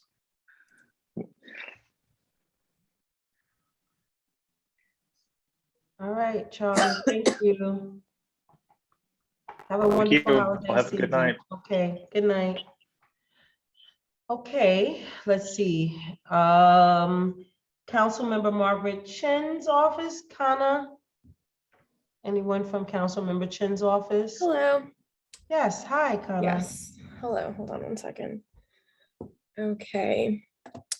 Margaret, we filed a request for bill limiting light pollution because that is something we heard loud and clear from our constituents has been a big problem. We are working with Councilmember Justin Brannon, who currently has this LS request, and the legislation is currently being drafted. And we're working to see how we can help move the bill before the end of the session, or at least support it so it can be enacted in January, sadly, after Margaret's gone. On Friday, November 19th, we chaired an important oversight hearing on home care workers, including hearing a resolution calling upon the New York State Senate to pass and for the governor to sign a bill which would enact the Reimagining Long-Term Care Task Force Act. And another important resolution which was heard was Resolution 1784, calling on the New York State legislature to pass a limit on the maximum number of hours a home care aide may be required to work. This is the 24-hour rule that had been in the news for a bit. We also had a wonderful event on Saturday, November 20th with UA3 and many other nonprofits. This was with Murals for Good. We unveiled this beautiful mural that resident artist Miki Mu and a group of students from Brownsville had helped to create at 384 Grand Street. So beautiful. If you have a few moments, like if you're in the neighborhood, please check it out. And they had a light show as well. And Margaret was there for the dragon dance that they performed, that the students performed. There was a potluck dinner, and it was really wonderful to see so many different, especially groups and like just people in the Asian diaspora coming together and helping each other, serving each other all across the city.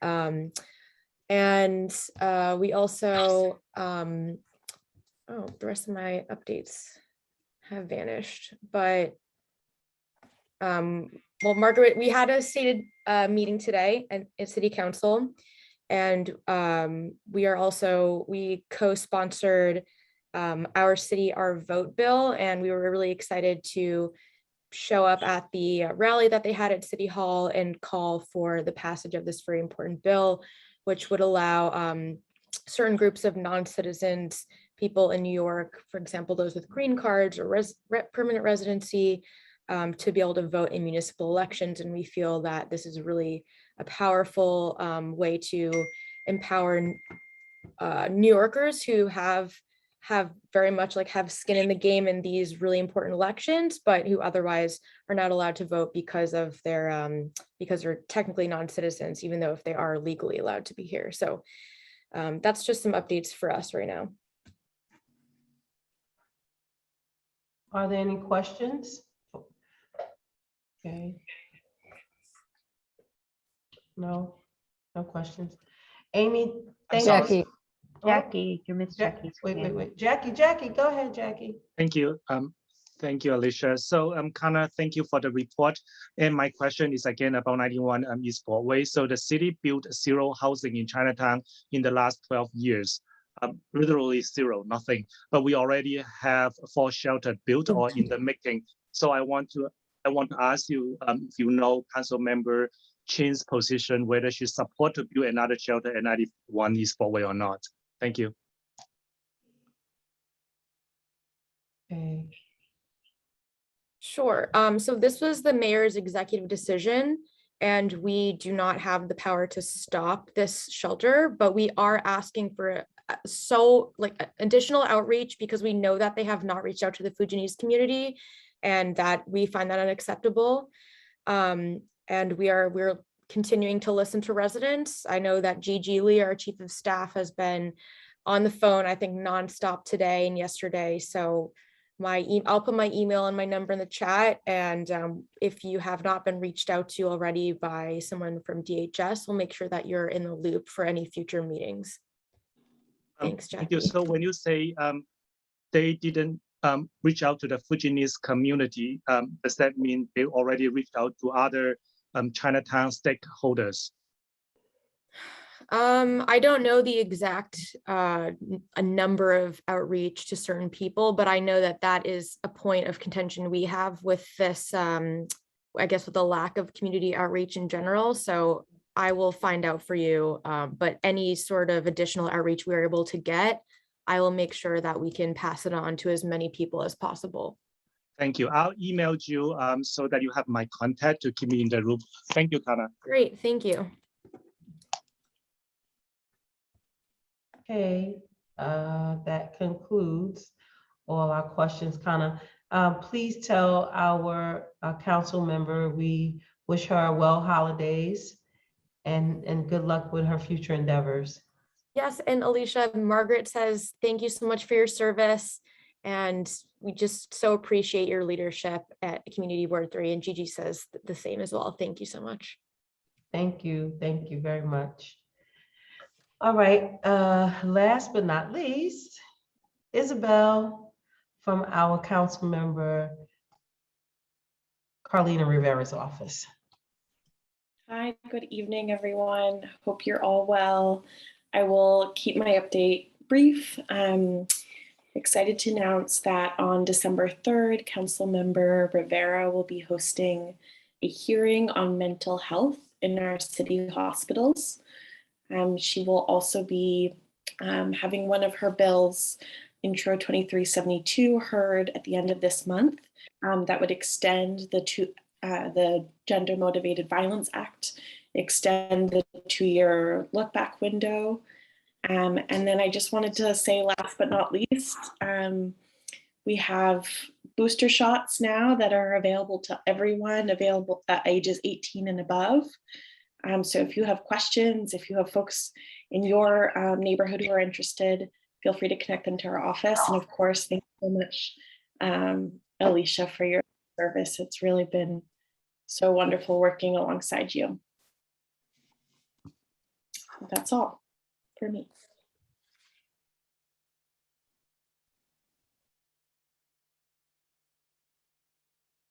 Okay, no questions.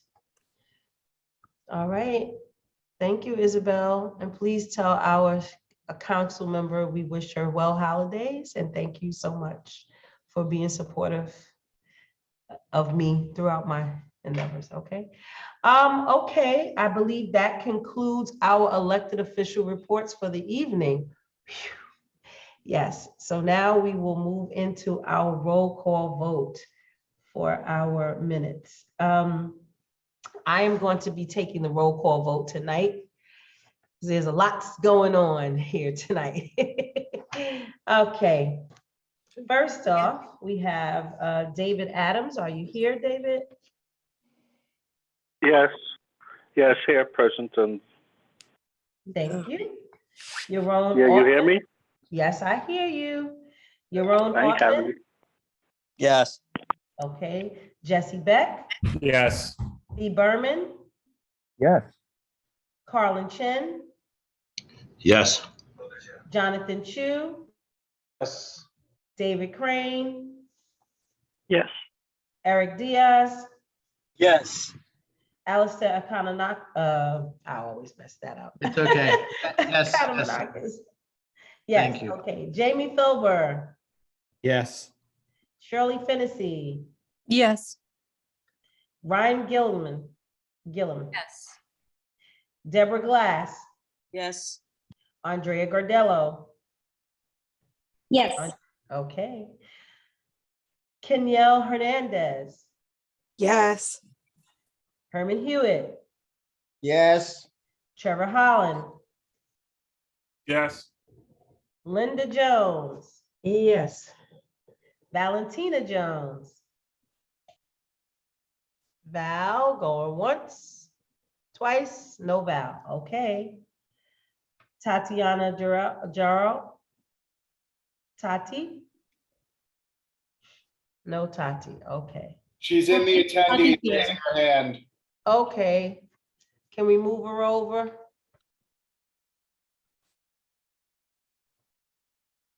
I'll come back to Tati.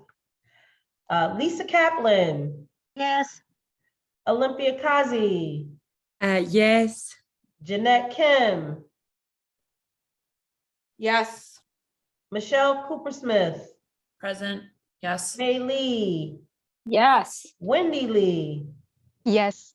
Alicia, me, yes. David Louis? Yes. Laura Lugo? Here. Ellen Lowe? Ellen? Ellen once, Ellen twice, no Ellen. Is she over in the attendees? Nope, she's not there. Okay. Michael Marino? Yes. Alexandra Melitano? Yes. Michael Perez? Yes. Tariq Ramos? Yes. Paul Rangel? Yes. Damaris Reyes? Damaris. Yes, I There just you had to go. unmute, sorry. Thank you. Richard Ropiak? Yes. Thomas Rosa? Yes. Robin Chattel? Yes. Heidi Schmidt? Heidi, I saw you. You were there. Where are you? Where'd you go? We'll come back. Larissa Scheinberg? Yes. And also, I do Christine? see Valentina in the meeting. I Yeah. don't know if she's having trouble with audio, but she is showing up as a participant on the panelist. Okay, all right, I'll call her again. Nisha Stephen? Yes. Sandra Struther? Sandra going once, twice. Daniel Tenow? Yes. Josephine Velez? Yes. Troy Velez? Yes. Rodney Washington? Yes. Kathleen Webster? Yep. Jackie Wong? Yes. Ricky Wong? Yes. Okay, I'm going back. Valentina Jones? If you're not marked present, you will not get a ballot for tonight's vote. Valentina Jones, if you're there, Please acknowledge yourself. If you're there and you can't speak, can you put it in the chat that you heard me? She's there and she's muted. Yeah, but she I can. know, put yeah, I something- get it. Okay. She's asleep. Okay. I just want to make it very clear, if you're not present for this vote, you will not be receiving a ballot for tonight's election. Okay. And Tati is a no, Yes. right? Tati's Yep, here? can you hear me? Yes. Yes. Awesome. Okay, wonderful, wonderful. Okay, so Val is a no, and Sandra Struther is a no, and Ellen Lau is a no. So we have 3 no's that are not present. I don't know where Val is. I'm hoping that she will respond at some point. Okay. That's it for the attendance. And now we'll go into my report. All right, so this is it. The last hurrah. What a time it has been. I want to wish you all happy holidays, and I hope that you have some wonderful plans for just being comfortable with being thankful for whatever you have and whatever you don't have, hoping that you find peace in this season as we enter into Christmas, Hanukkah, Kwanzaa, Three Kings, all of those wonderful holidays that take place during this time of year. I have, let me see, 2 announcements that I'm going to ask Larissa to make during this report. So Larissa, can you go ahead and make your announcements? Sure, thanks, Alicia. Okay, so for the holidays, we have 2 announcements, and I hope everyone will keep an eye on your inbox. I will be sending out the invitations tomorrow latest afternoon. First of all, our annual holiday party. Yes, ladies and gentlemen, we are back in person this year. The plan is for the party to take place on the 22nd at Lucky Jack's on Orchard Street. You will be getting an invitation with all the details regarding that. We are asking again this year for all board members to contribute $20 for the cover. We will be comping our elected officials for the party, so we hope they will all come and join us and celebrate the holidays. We are also going to restrict it to board members only, no guests. Just trying to. What? No elected officials? Yeah, elected officials, we're comping them. Yeah, but for board members, no, we're not having. We're asking the board members only not to bring guests, just the board members this year. Office staff. No worries. Office staff is invited, Susan. Yes, of course, office staff is invited. Sorry, did not get to that yet. So office staff, of course, board members and elected officials. So for the board members, it will be, like as I said, a $20 cover. We'll be collecting that at the door since it's a little difficult doing this remotely. So again, watch your inbox for the details on that invitation. The deadline for RSVPing for the party will be December 16th. So again, watch that email. You will have until the 16th to RSVP for the party.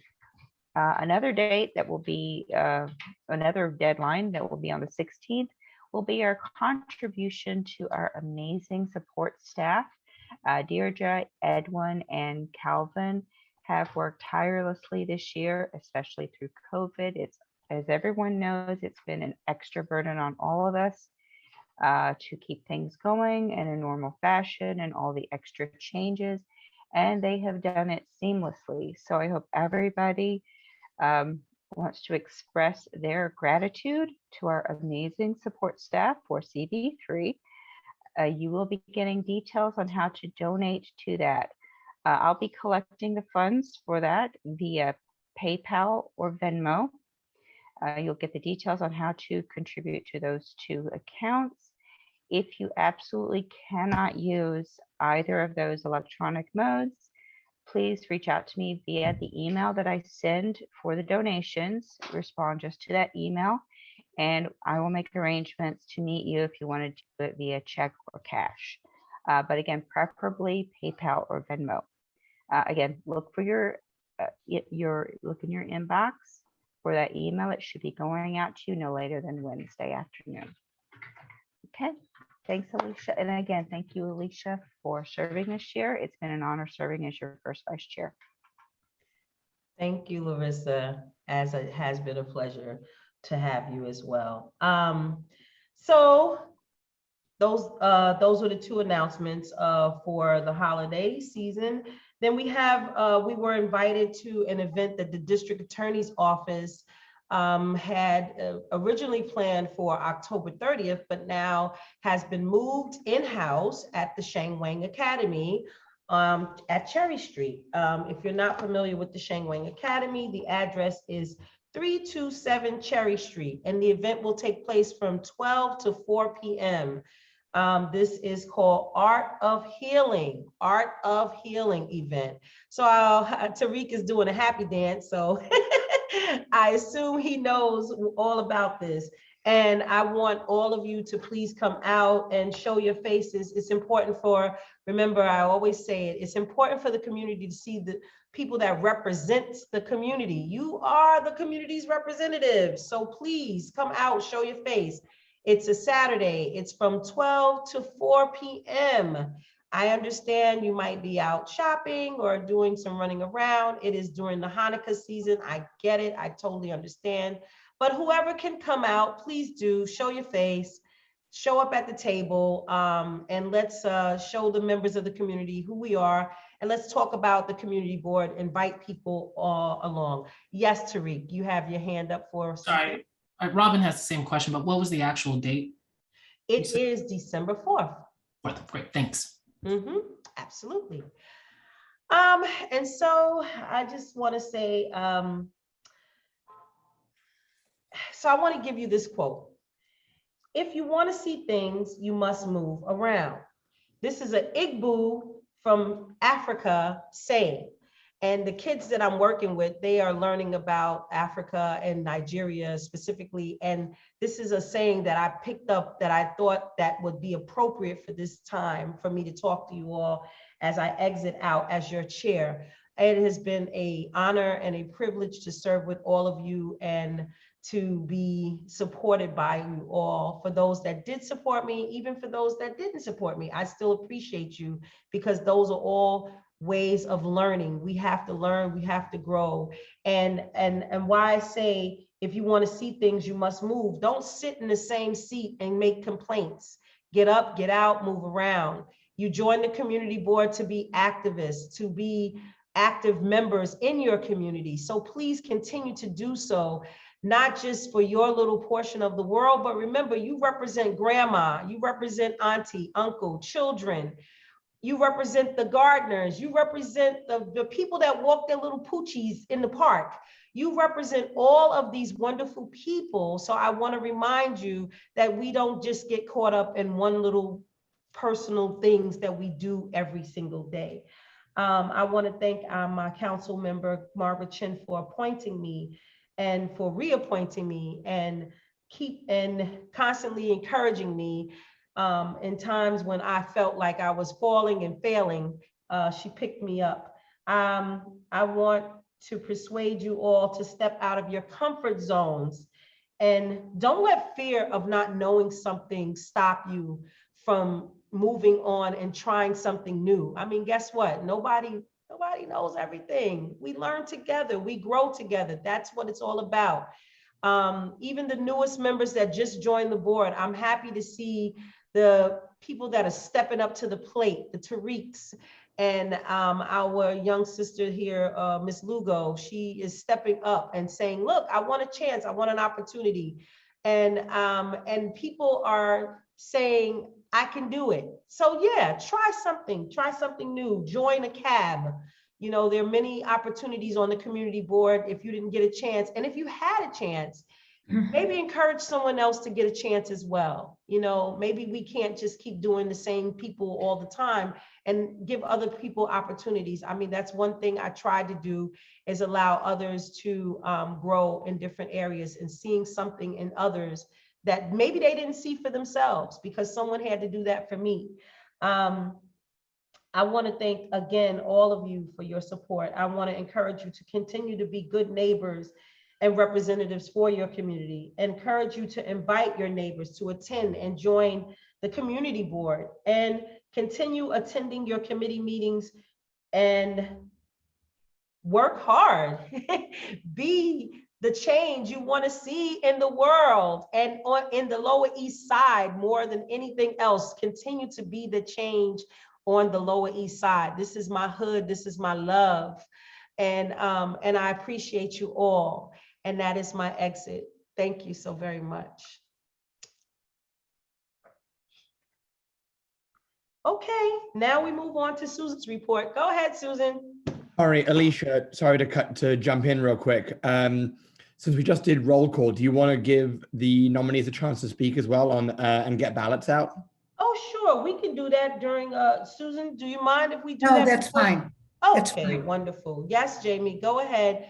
So there are some people that want to speak, and there's a lot of people that don't know some of the candidates that are running tonight. So Jamie, take it away. Well, it's not really much for me to say, so much as I would like to give all of the candidates who have been nominated and who are running the opportunity to speak for themselves.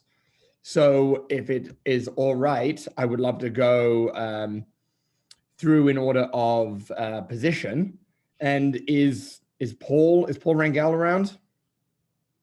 Yes, Paul is here. I'm here. Hey, Paul, how are you? Everyone is here. In fact, hold on one second, Paul, before you speak. I see Valentina on the screen. Val, you are officially present, yes? Yes. Awesome, great. Go ahead, Paul, take it away. Good evening, everyone. In light of time, it is already 8:24. I understand that I am now officially running unopposed, so I'm going to yield my time to the other candidates, so the first vice chair and the second vice chair positions that are being contested. So thank you. Paul, thank you very much for that. I appreciate that.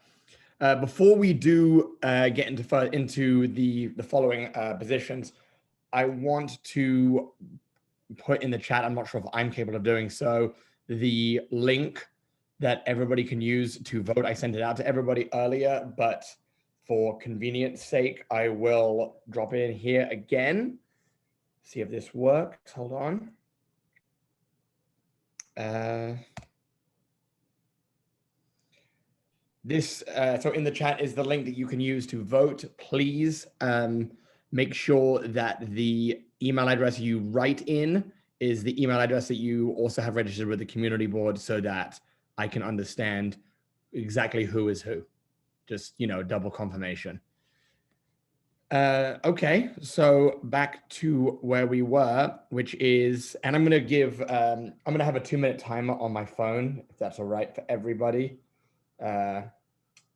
Eric Diaz, are you around, and would you like to take 2 minutes to introduce yourself? Yes, Jamie, thank you. I'll do that. Should I wait for the timer or just start? Whenever you're ready, I'll start the timer. Okay, wonderful. Well, good evening, Community Board 3, my fellow members. This is maybe the third time you've seen me in a nomination capacity. This time, for the first time as first vice chair. These past 6 years I've been on the board, each year I've tried to make sure to stretch myself, and as our still chair, Alicia Coleman, has stated a few moments ago, to go out of our comfort zones and make sure we're growing as individuals. And so each year I've attempted to do that, and that's more so for the new members that are here. Last year I've stepped out of secretary to go for second vice chair, and have experienced this past year during pandemic being in a more of a capacity role to support the chair, to see firsthand what are some issues and some responsibilities that are necessary to run Community Board 3, and have been a support to our current chairperson, throughout this whole year. I've had an inside look into seeing how things need to be managed. I've had experience chairing the full board as well as several committee meetings. I'm currently serving on the Health and Human Services Committee as well as the NYCHA subcommittee, and have experience in both those areas. I come to you tonight requesting that you afford me the opportunity as a born and raised Lower East Sider, as you've heard me say many times before, growing up in NYCHA here in the Bruges houses, and just growing as a person, growing as a professional, and growing as someone who just is a family man, frankly, and is growing in my capacity and heart and caring for individuals and being a voice for those who are within this neighborhood. As many of you know me to be someone to be a fair listener, to be patient, to hear both sides of perspectives, and then to finally arrive at a proper conclusion or a reasonable solution. I believe I am now positioned to be a good asset and support to our incoming chair, as this time now the first vice chair. And so I'm looking forward to being a sort of straight shooter, no nonsense, as our new coming chair I know is also. But at the same time, very compassionate, very down the line as far as reaching solutions and coming to conclusions. So I've provided my statements via email. I look forward to your vote for me as your first vice chair and providing my intimate knowledge of both CB3 and our community, being a born and bred resident here. And I applaud other candidates who are also running for this position and other positions. So thank you, Community Board 3. Look forward to working together. Thank you, Eric. Appreciate it. Thank you for your comments and for your time. Lisa Kaplan, would you like to say a few words? I sure would. Thanks. I appreciate this opportunity to introduce myself or reintroduce myself to all of my fellow board members. And I accepted this nomination to be the first vice chair because I care so very much about the role this board has in representing this community fairly and justly. I believe that my long history of dedication to this community generally and to CB3 in particular can help this board work cooperatively and effectively to advance the diverse interests of our neighborhood. I hope that over the years, I have demonstrated to my fellow board members my active participation and my constructive contributions to our board's functioning. I believe I have distinguished myself by not missing one of my many community board attendance obligations in nearly 3 years, and by carefully reviewing the actions and the written materials issued. I believe that my 30+ years of experience on this board and my past leadership as a chair and a second vice chair and chair of various committees can provide invaluable support to Paul as he appears now to be the incoming chair. He and I have discussed this, and I have pledged to him, and I pledge to all of you to work as hard as possible with him to make this board as inclusive, respectful, and representative as it possibly can be. I'm not born and bred in the neighborhood, but I have lived here nearly 50 years. And I care for it more than I can say. It is my home, and I have worked hard for it, and I plan to do that for the rest of my life. I ask for your support tonight and the opportunity to serve as first vice chair. Thanks. Lisa, thank you very much for those words. I appreciate that. Okay, so we have just heard Eric and Lisa, who are both running for first vice chair. We are now going to hear second vice chair candidates, and I'd like to start with Tariq Ramos, if possible. Hello, I want to thank Alicia for your service and those very powerful words that were much needed for tonight and for this board as we move forward.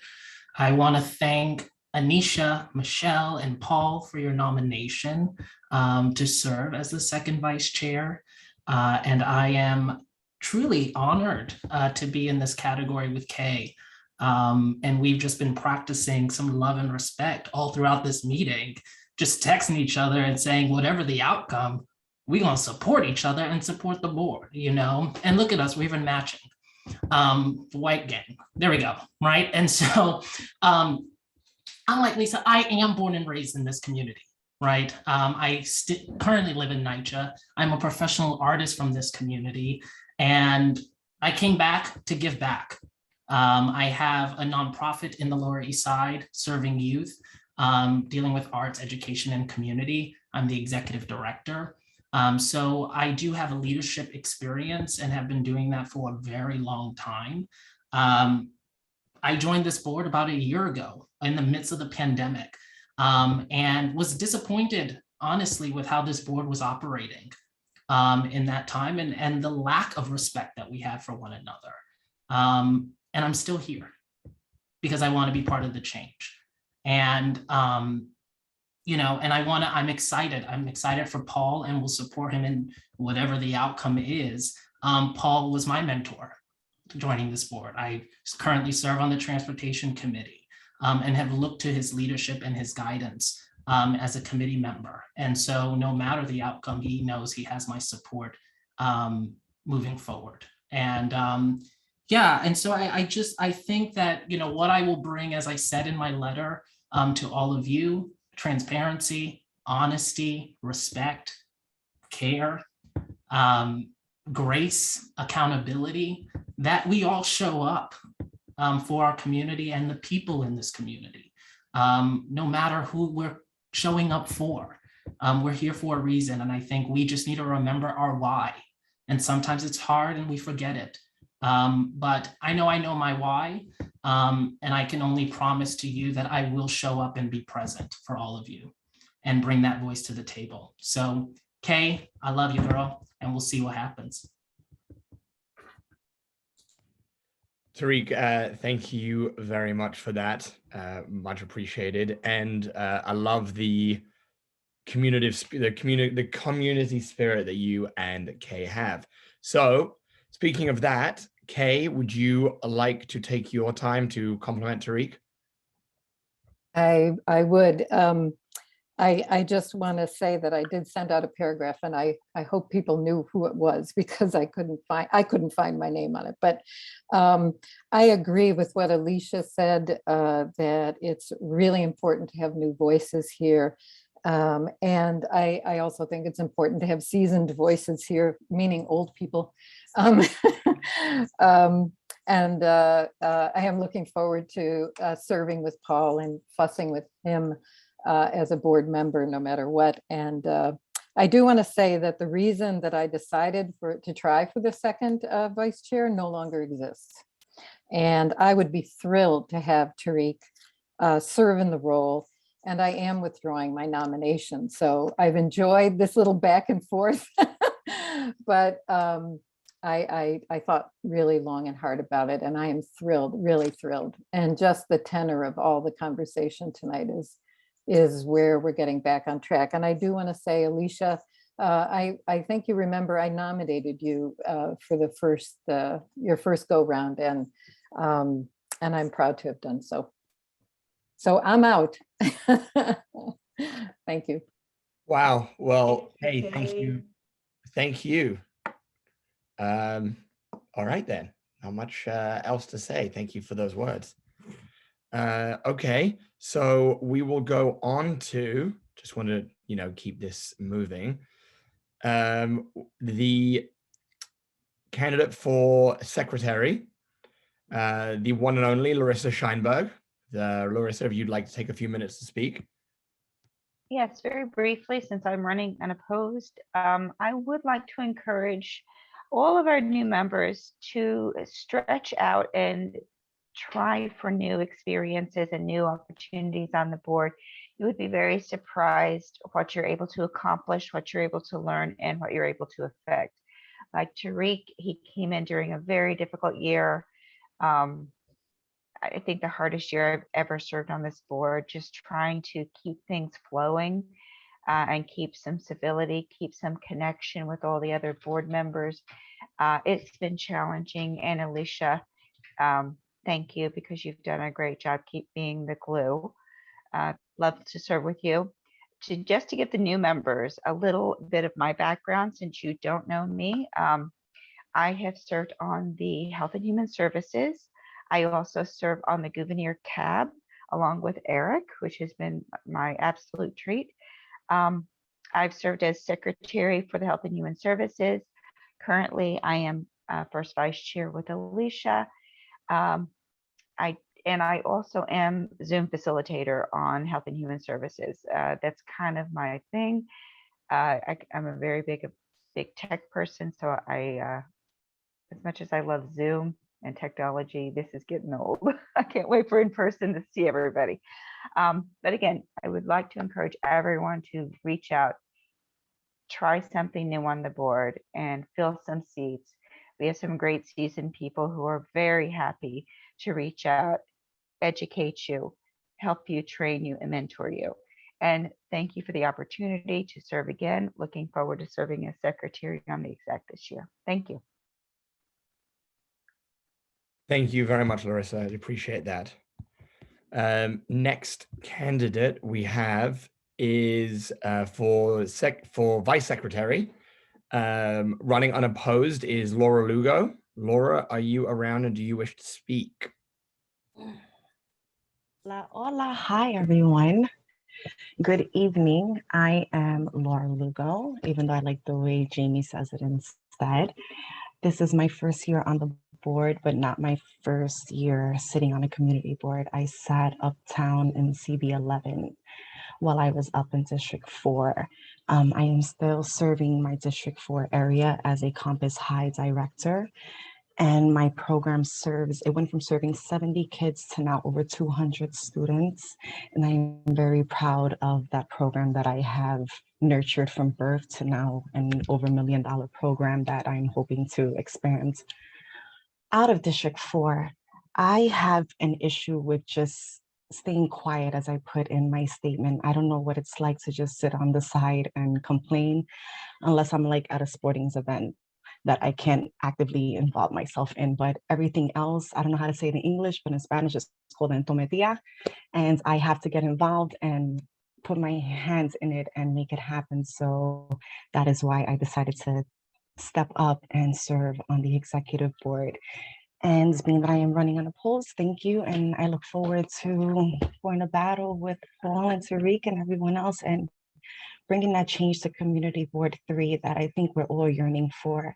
I appreciate everyone that has created a foundation here, but I think it's time that we branch out and expand a little bit more and diversitize this whole area a little bit, as I like to say, add a little bit of sofrito to it. And I'm looking forward to it. So thank you guys. Thank you, Laura. Wow, beautiful. Thank you, Laura. I apologize if I mispronounced your name. But thank you for your time and for your words. No, you said it better. Not sure about that, but okay. And the last but not least, the final position that we are hopefully going to hear from is for treasurer, and that is Herman Hewitt. Herman, do you want to take 2 minutes? It could be shorter, but it certainly could. Yeah, I've been on this board too many years, and I could even count myself. But I figure that all the position on the board means something in terms of serving the community. Recently, the position of treasurer, I'm sure some people consider that it's a non-functional position. But, you know, the reason I stepped up again, probably for the second time, is because I think it's important. I think a board that has a treasurer has some responsibility, even though the report each month is given by from the office. It doesn't lessen the responsibility to this board that the treasurer position is important. And a treasurer position, even if it doesn't function that way, do at times will be called on to provide oversight. And that's what it's supposed to be. Also, I would like members to know that it's a position that they could undertake, because it's also give that person a voice on the committee. It's on the board and in discussion on the executive committee. So thinking that there is no relevance in the treasurer, sort of given the mistaken identity that being as a community board member, you have no say in the community and how decisions are made, or you couldn't give advice and consent to the chair, the first vice chair, second vice chair, treasurer, and other people. So I think it's a very important position. I stepped up for it because I think it was important, and I fought for it to be not being regulated to a non-entity situation, because it's just a treasurer and that our district manager gives the report every month. But, you know, there are other things that could be asked more participatory, is that you could get a report from, although the the reports are not given, that a report can be given previous to the executive board meeting to the treasurer, so that they could have a sense of what the report is. So it's, you know, I think it's very important, and I think other people should look at it that way, in which it gives them a voice on the executive committee. Thank you, Herman. I appreciate that. Thank you for your, I muted myself. Thank you for your time as well.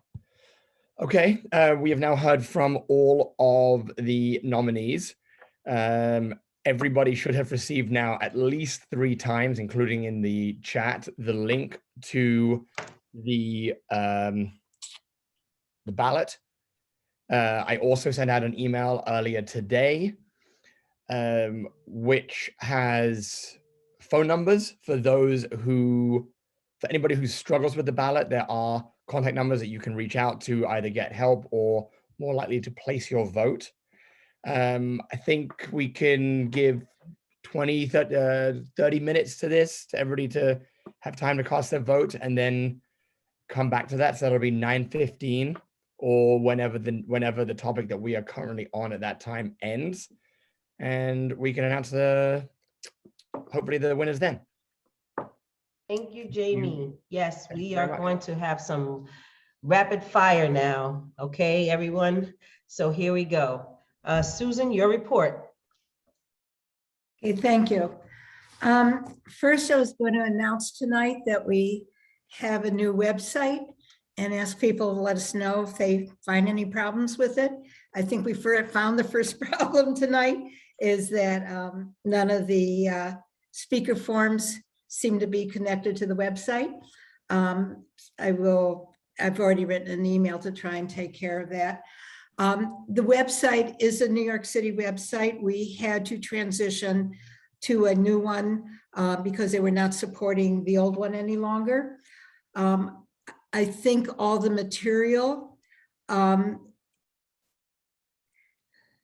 see that Lisa is saying the minutes are not up to date. If you could send me emails on problems, there are a lot of things that didn't transfer over. So if you will send us specific issues, we will take care of them all immediately as we get them. We're also going to check the complaint forms. If speaker forms didn't come through, I'm going to assume the complaint forms also didn't come through. And, you know, please be patient with us. It'll take, if you could send me the emails at the office, I'd really appreciate it. it will take us a while. It's a lot of material on the website. So it's going to take us a while. We have to work with DoIT to make these fixes. So we will be doing that probably over the next month at least. There is a survey that Department of Transportation has put out on open restaurants. There's going to be one meeting for input in each borough. So it's not going to really give people very much say as for their opinions.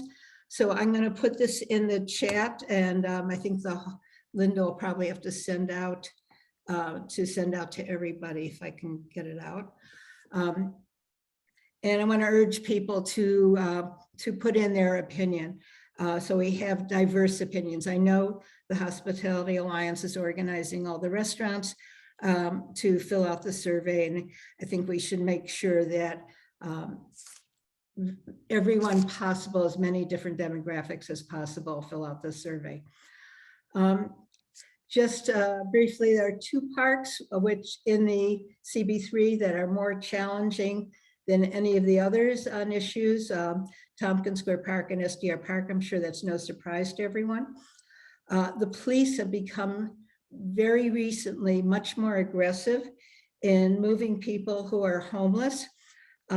I don't really understand the plan of moving them around from one place to another. And they haven't been talking to either the community board or the elected officials about doing this. The other thing is they seem to be conflating the cleanups of homeless people with the rest of people who are committing crimes. And, I'm not sure that it's sending the right message. I've asked the 9th Precinct CO to have an interagency meeting for Tompkins Square Park to try and deal with issues more proactively. Some of the former COs did this, and it was very, very helpful. I was also finally able to get the needle kiosk replaced for this park.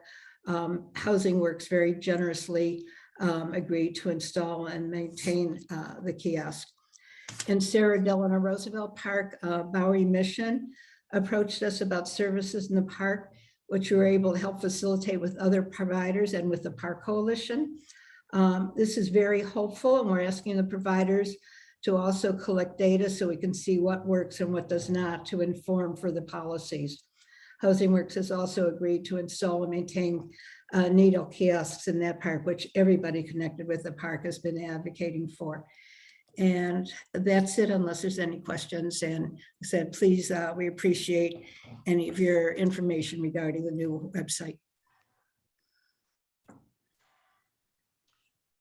Okay, go ahead.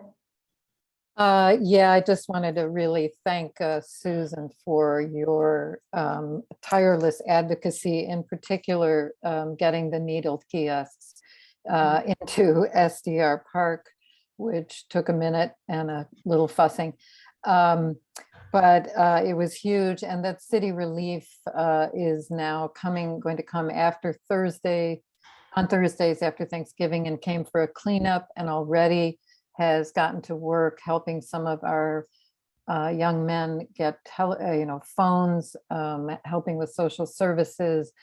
It's just huge, because I spend a lot of time writing resumes and talking to lawyers, which I have no expertise in, but I think it's just huge that we are getting real help. I would like to say that in my experience, and I do walkthroughs with the 2 beat cops, they don't move the homeless out.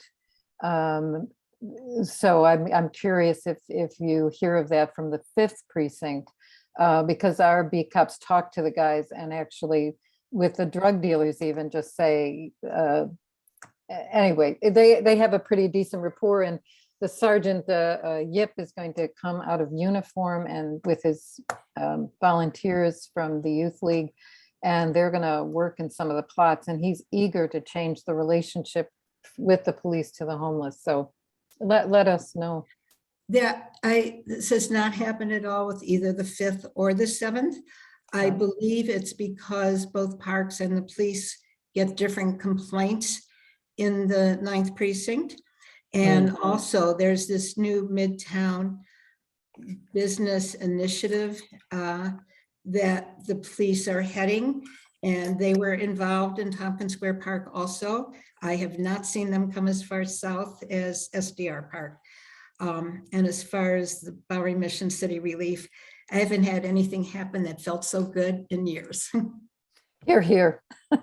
Thank you. Any other questions for Susan? All right, thank you, Susan.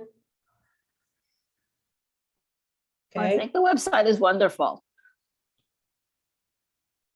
I think it's a little more clear too. But I'm sure there's kinks that have to be worked out. Okay, thank you. We're gonna move into our committee reports. So let's see who's first. Economic Development. Anisha. Hi, we met but didn't have any resolutions this month. Thank Thank you. Thank you, Anisha. Parks, Trevor. We did have one resolution, but it was a good one, just for the approval of the renovation of Hamilton Fish Playground. So yet another playground in our district will be renovated. We had a brief update from the ESCR team. They are not going to, obviously there was no update for them to give, but we did have them come to talk to us about the status of the lawsuit and where they plan on going from here. Just for clarification, work does continue on ESCR. It just doesn't continue in our area above 14th Street, our neighboring community board. It's just significant work going on there, including installation of the flood wall, and they're getting a brand new park along their waterfront also. And just to be aware of the cost is that the contractors are being paid every day, so the city is footing that bill, and it's getting a little troublesome as to when we're actually going to see flood protection for our section of this ESCR project. The Brooklyn Bridge Montgomery Coastal Resiliency Project was the connecting flood resiliency plan from Montgomery Street down to the Brooklyn Bridge. Will likely start construction next year after many, many years of design and community input. We should hear something more concrete about the construction timeline for that in the early of next year. That's all I have.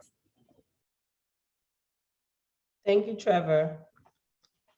No questions. Okay, we're gonna go on to Health and Human Services. Hi, good evening. We did meet, but we have no resolutions. Thank you, May. All right, SLA. Michelle, take it away. Hi, sorry, it's a busy night for me because I'm also on the nominating committee. All of our applicants signed their stipulations this month. We considered a total of 7 applications. 1 withdrew at the meeting. Thanks. Any questions for Michelle? Okay, I see 2 questions. Lee and Lisa. Lee, go ahead. Hi, I may have missed it. Were the SLA list sent out as part of the agenda?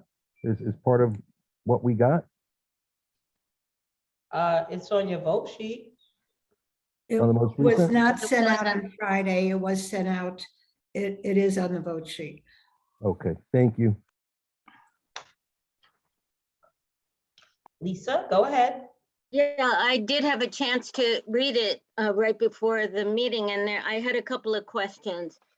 On item 6, whereas number 5, it says they'll play ambient recorded music and live or recorded music during scheduled live performances as part of Japanese themed dining with interactive entertainment on Tuesdays and Saturdays, and will not have third-party promoters, and it will not have more than 20 private parties. Is it having unlimited live performances, and are there cover fees being charged? And yeah, and what are the private parties? Yeah, it's a like a special, if you were there at the meeting, you would have heard them describe. I know you weren't there. I'm just saying, if you were there at the meeting, you would have heard them describe that this is a interactive dining experience. I'm sorry, what was that? Can we please, everyone, please stay on mute? Thank you. It's an interactive dining experience at every dinner. So yes, at every dinner, they'll have that type of live music and entertainment, and there's no cover fee. It's a dinner, like a part of the show, part of the dinner. Well, and so there is a provision that says it will not be audible, but we've always been a little careful about having continuous live music. Do we know anything about whether there's any soundproofing at the facility now? You'll have to watch the video. I'm just not remembering exactly what the conversation was. But as you can see, we put in here, it will ensure that no sound is audible in surrounding residents. Yes, I saw that. But it doesn't say whether we know that that's likely to happen or not. So that's, you know, like. If I may, because I was at the meeting, obviously being on the committee, I know that this product has operated in that space for several years prior. I believe it's a different operator taking over, but I know that the same product has been going on, this dinner experience that I have personally witnessed, although never indulged in, has been going on for quite some time, and there were no 311 complaints worth noting, or not a significant number worth noting. I don't recall, I used to be on the committee. I don't recall us ever knowing there were scheduled performances and having approved that at that location. It wasn't at that location. Jamie just said it was at that location. They were having. Are you asking about what happened? Are you asking about what previous committees did that before I was on it? Or are you asking about why we accepted the one that came in front of us? No, I don't understand your response, because I don't believe there were live performances at that location previously. I think we're getting hung up on the notion of live performances, because I've been in the room prior to this application and have seen it with my own two eyes. But if you think of live performances as a music act, I think that would be incorrect for what this is. This is a guided dinner with a host, I think is the best way to describe it. It's a cultural element that I'm not best able to describe or to speak clearly on, only to what I know they described to us and what I have seen in the past. Well, it says live or recorded music. So it sounds like they're going to have live music. I believe they're going to have recorded music. Lisa, is there something that you want to change, or I mean, what's gonna? I would be opposed to having live music on a regular basis without restrictions, and not knowing whether it's a soundproof room. That just seems irresponsible to me. Okay, are you gonna make an amendment, or can we move on? I would deny this application without having a chance to discuss it with the applicant to have answers to these questions. Okay, you can feel free to vote against it. Do you have any other questions? Yes, my other one is on number 11. It says it will play ambient background music consisting of recorded music and may have acoustic jazz once a week on a weekday, but will not have any other music, DJs, performance, promoted events, scheduled performances, or any event in which cover fee was charged more than 4 or 5 times a week. What does the 4 or 5, sorry, per month? What does that 4 or 5 times a month refer to? So actually, this resolution was passed by the committee in July 2020. This is essentially the same thing, so that might have been a holdover from that.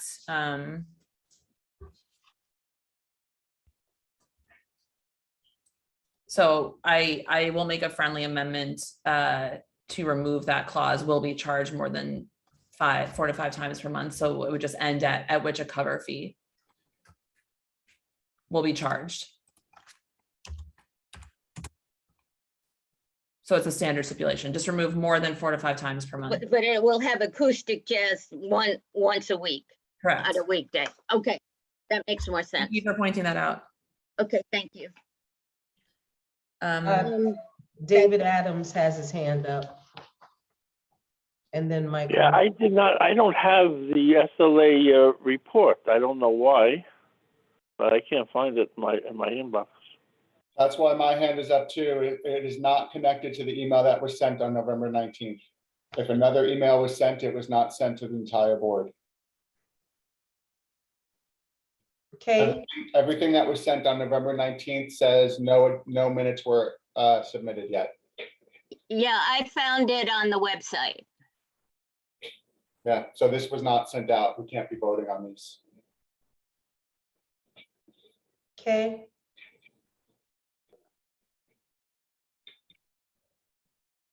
You had your hand up. No, I withdrew. I also didn't get it. All right, so how many people do not have the vote sheet attachment, the SLA attachment to their vote sheet?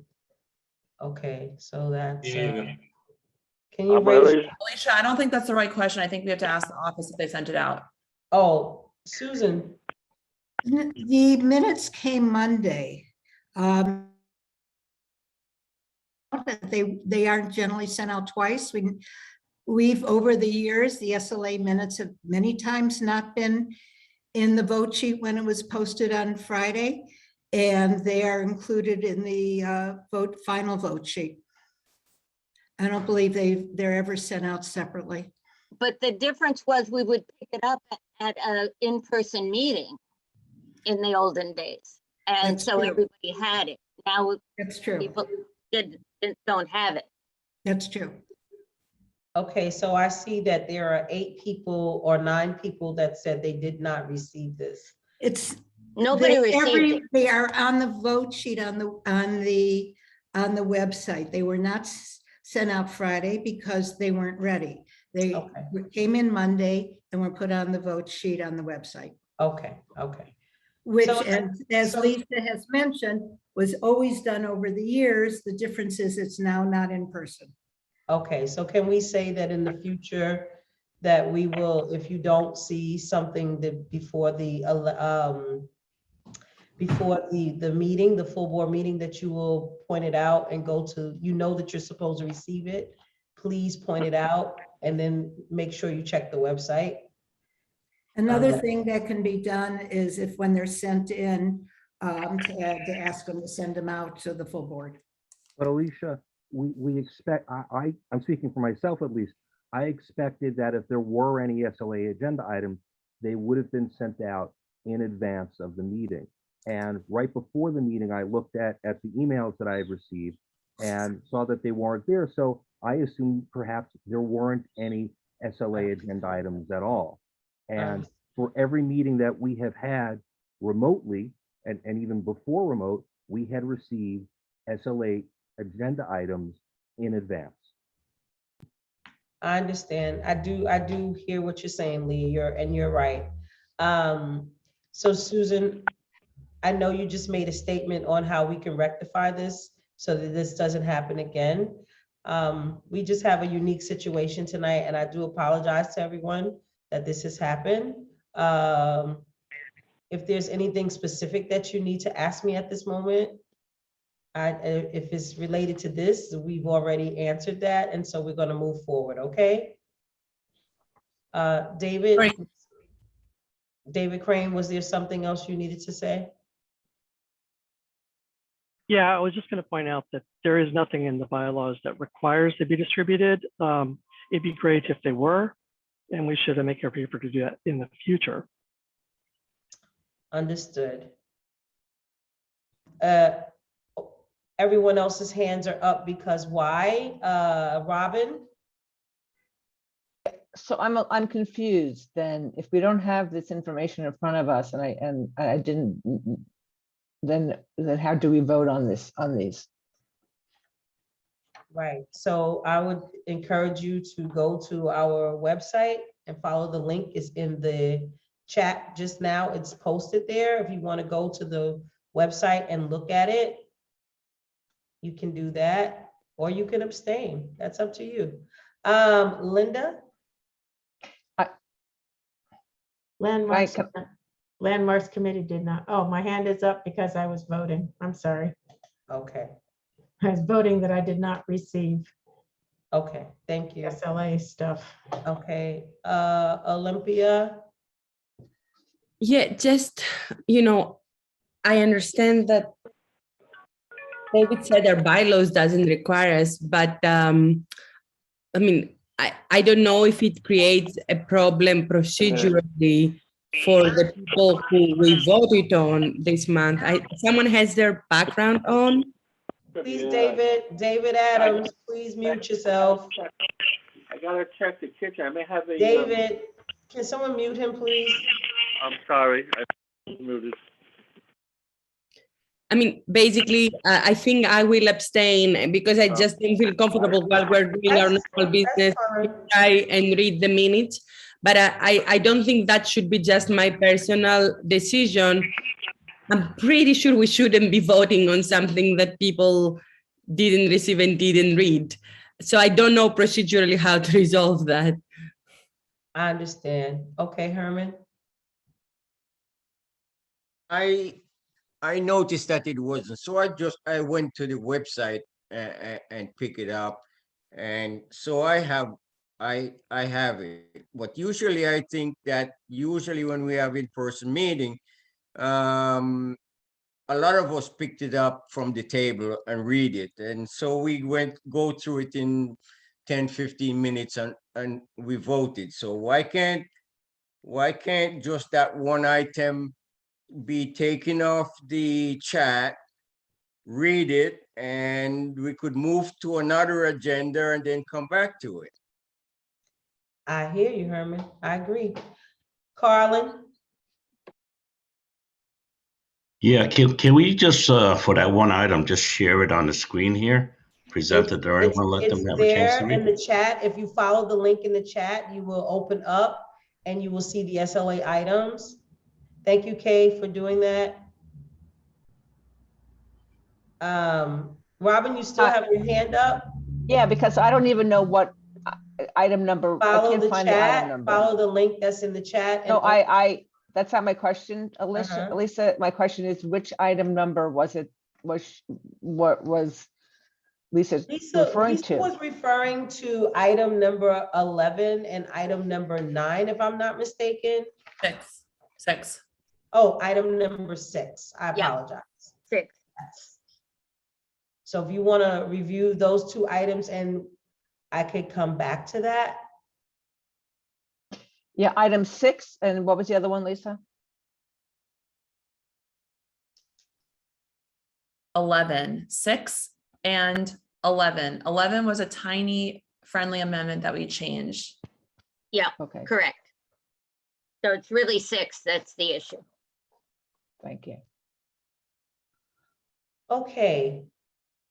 Michelle, we're going to come back. Carlin, your hand is still Yeah, I up. was just gonna say, I didn't get to finish earlier, so I just wanted to suggest sharing it on the screen so we all have it in front of us instead of jumping back and forth between the community board screen and then going back to the link. It's about 6 pages, Carlin. Did you hear Lisa, Carlin? We're talking one friendly amendment, not 6 pages. I It's 6 agree with- pages long, the friendly amendment? No, agree the with Carlin. SLA committee is 6. The entire report is 6. But if there's an item that someone is questioning, we can put that item alone up on. I'm sorry, there's too many people talking. I don't understand what's going on right now. I need some order, please. Thank you. Michelle. You're the I just want- chair. yeah, Tell so, me what's going okay. on. So yeah, all of the minutes are online. Thank you to whoever dropped it in the chat. Kay, thank you. You can look at the SLA minutes on there. If you have any questions, you can come back to this later. That'd be great if we could just move on now, because I really need to help with the nominating committee, and this does not seem to be very productive. So thank you. Yeah, I think we're going to come back to this. I will table it, Michelle. Thank you so much. Everyone, please take an opportunity to look over the items that were discussed. If you are interested in reviewing the whole entire SLA items for the vote sheet, I'm going to encourage you right now to look at that on your own, and we're going to come back to it. I'm going to go on to the next committee report, and that is landmarks was canceled. Land use. Good evening. I'm going to be very brief. Land use did meet this month, but we didn't have any results. So I just have some updates on the two bridges rezoning. So the co-applicants have hired a vendor to do the environmental assessment study. This is a major steps to move the application. It should be done in 3 months. And regarding the protection of the underwater locks outside of the two bridges area from development, we have talked to the BP's office. We found out that there is a park mapping application, but it is not moving because the Department of City Planning has many other applications in the pipeline. Because we are changing the administration, we're going to have a new mayor, new BP, and new council member. So Gail's office suggests us to restart the conversation with the DCP in the new year. That's all I have. Thank you. Thank you, Jackie. Any questions for Jackie? Okay. So moved. Okay, next we have Transportation and Public Safety Committee. Paul? Yep, sorry. All right, for transportation, we had two resolutions that we heard, one that we passed and one that we didn't. So I'm just gonna go up to the one that we passed, the Delancey Street safety improvements. I'm going to make a friendly amendment because made a mistake in the resolution, the 10th whereas clause. I will pull that up quickly. That will give me 1 second. The 10th whereas clause, we didn't get the information on that. So it doesn't hurt the resolution. I did double check to see if we got any information from that in the meeting. It was something we just was left in there. It's on page 4 if on your emailed vote sheet. It says whereas proposed improvements from Allen Street to Suffolk Street include, and then it just stops. So I am proposing to, as a friendly amendment, just to strike that whereas completely out. Doesn't impact anything. I checked the video to see if we picked up any information on that. We did not, so it doesn't impact anything. So I'm just taking that out. That was a mistake in the draft, and that was left in there accidentally. So I am moving to take that out. Are there any objections to that? Hearing none, that's going to be taken out. I don't know who's doing minutes tonight, but if you could take, if you can, Wendy. oh, well, Wendy has the resolution because she's on the Transportation Committee. So we just need to take that out of the vote sheet. The second resolution did not pass. I guess that was my parting gift from transportation. That final resolution did not pass. It was about communication, improved communication on the city bike infill. City bike infill with DOT. It was tied 3-3 on the vote, so that did not pass. So it's technically not a part of your vote tonight. I will take, and there was one other thing. There was neighborhood loading zones. There was a lot of lack of information shared from DOT with us about the lack of the loading zones. From what we understand, that most of the loading zones are going to be located in the East Village so far. They are not going below Houston as of yet. We're waiting for more information. I think they just sent us an email prior to the meeting about the neighborhood loading zones. Correct me if I'm wrong on that, Susan, but I think they just sent us something about the loading zones. Hopefully we'll have some more information. There are additional ones in the East Village in which they've given us addresses only and asking for input. Okay, Yes, that's exactly what they said. And hopefully we'll be able to share that information sooner than later. Any questions, comments, or concerns? I don't think so. Hearing none. Thank you. Oh, Olympia's got her Wait, hand up. Olympia has a hand up. Go Hey ahead. there. I mean, I just read the resolution that didn't pass, and I had two questions about it. One is, so if it didn't pass, why is it in the minutes? And since it seems very appropriate, since we do need to have input on City Bike, and City Bike has saved so many of us during the pandemic, is it there because we can reopen it for the full board because you didn't have that many people in that meeting? Yeah, so tied 3-3, if there's a motion to put it back onto the floor for the full board, you can. And then we can, and if there's a second on that, then we can put it there and it will go to a vote. Correct me if I'm wrong, David. I think that's how I played it out in my mind. We put it in there intentionally for that purpose because it's part of the minutes, and we state that it does not pass, but it has to be moved here at the full board to vote on it as a full board. Correct me if I'm wrong, David. If I could say the board always puts on everything that's voted on, including full board and committee, and tries to be as clear as possible on what has not passed. If there's a motion to put it back on the floor for us, you can do that. If not, we'll move on. I so move. I second. Okay. David, do we take that vote now or do we wait for it at the end? Correct me if I'm wrong.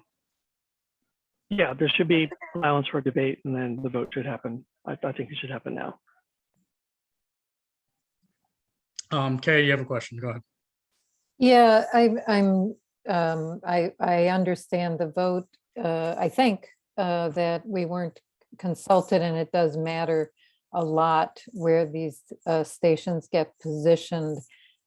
How, if that's true, how would a vote help with that? I mean, does it put pressure on anybody? Unless I don't understand it. It's more about putting pressure on DOT to have more open line communication with the board itself and on these issues because we got a lot of this information very, very late and the community doesn't get enough involvement on where the stations have to go and stuff like that. So there's a lot of frustration on lack of communication from DOT to the board. So if that I'm helps. sorry, yeah, it just not knowing enough. Are you allowed to advise us? You know, what's a good move for us to put pressure but not tank this? I think it's as good as it can be for right now. I know it was kind of a reach, which is why I went 3-3. But I don't know if I'm not gonna sway your vote either way on this one. Yeah, no, David's got his hand. Go ahead, Dave. Yeah, DOT went through the process that they go through on these. They explained, well, whenever they put in whenever they expand or add new city bike racks, they come to the community board meeting and explain what they're doing and take input. And that's what they did this time. So the motion is requesting that they, have photographs, a little more information about the sites, but it also requests that they come back next month, which is something that I don't want to see happen because we've already been through it once.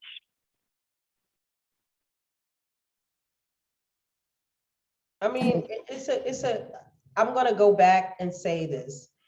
If you're putting it back to the committee to go back to vote on this, Olympia, I'm gonna encourage you to strongly be present for this because the work was done on it. I was not suggesting that, Alicia, just to clarify, if I understood correctly, the answer of Paul, I thought it was in the minutes because they were wishing to have a vote here because when he presented the item, it sounded like they didn't have enough. They were like 3-3 and there was confusion. So since this is a major issue, that's why I asked, and then I offered it when he said, does someone want to open it? But no, I'm not sending it back to committee. I didn't suggest that. That's fine. That's the way I understand it as well. Trevor, go ahead with your hand up. Yeah, as per this discussion, part of the reason why I think this vote is important is because at this particular meeting, it just says city bike locations, and you have no idea where they're going to be. They don't bring pictures. They bring this archaic map that you would think the DOT would have some detail with pictures, and they don't bring it. It's just a large dot that covers a block. And we don't get information. And for folks who have noticed a city bike location outside their door, I know there was some talk when they put one near Grand Street Guild and another 286 South Street, which was a NYCHA property. They claimed they were going to do outreach to those folks. And then they said the outreach was for the meeting itself, meaning that the CV3 meeting was the outreach. So part of this is just to ask for DOT to do a little bit more. That's all. Yeah. Thank you, Trevor. Lisa, go ahead, and then I see Susan. Yeah, I was just going to ask, David seemed opposed to the second therefore clause. Would the board, the committee have been more favorable toward it if it only had one whereas clause, which was that city bike should clean up their act and do better next time, rather than coming back on this particular? I can't go back to the future, but I believe that probably would have been better in terms of the vote. Yes. So maybe, I don't know if Olympia is going to make the motion, maybe she'd make that motion that it include everything but the last second there. The last whereas, the last resolve clause. The second, therefore, yes, I'm making that motion to pass it without the Just to second. strike it out? Yeah, Okay. I'm happy. There is a motion on the floor. Lisa, did you just second that? Yeah. Okay. So there's a motion on the floor to strike the second resolved clause from this specific resolution. I see Carlin, and then I see Susan. Go ahead before I take any votes on it. Go ahead, Carlin.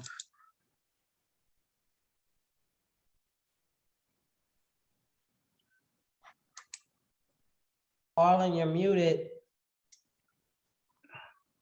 Oh, no, never mind. I just found this setting. I was checking the color of my hand. Okay, Susan, go ahead, and then Lee. Yeah, just some information. The way this has changed over the years. And it started off with visioning sessions for community members with maps and having them draw where they want it, where they don't want it. And even as far as the beginning of the month, when they briefed the office, they were giving us photos. They fully intended, they told us they would have photos. So it's not, I would say they give us less and less information and less time over the years. It's not, the process has not been static. Okay, thank you, Susan. Lee, and then Olympia, go ahead. Yeah, I would oppose the motion to remove that last resolve clause. It's, as Susan just mentioned, DOT coming in with less and less information every time does not give the community adequate opportunity to be heard or to even understand where stations are going. As one example, they put one in front of a Newark senior center where participants are no longer able to easily get up into the center. Had they shown a photograph in advance, the folks could have explained that that particular location isn't ideal. If they could shift it 50 feet over, it wouldn't have hampered access to the disabled. So I'm opposed to removing that last wherefore. Okay, thank you, Lee. Olympia, go ahead. So my question is basically to you, Paul, is this like time sensitive? Like, because I understand some people wanted to go back in the committee and some people don't want to go back to the committee. So I mean, city bikes are very important. Like right now, I see constantly people looking around because they don't have enough dogs in the neighborhood. I personally had to do it 3 times and pay even a fine. So, I mean, I know it's an issue in the community, but what is your time frame here? What would you rather do as the chair?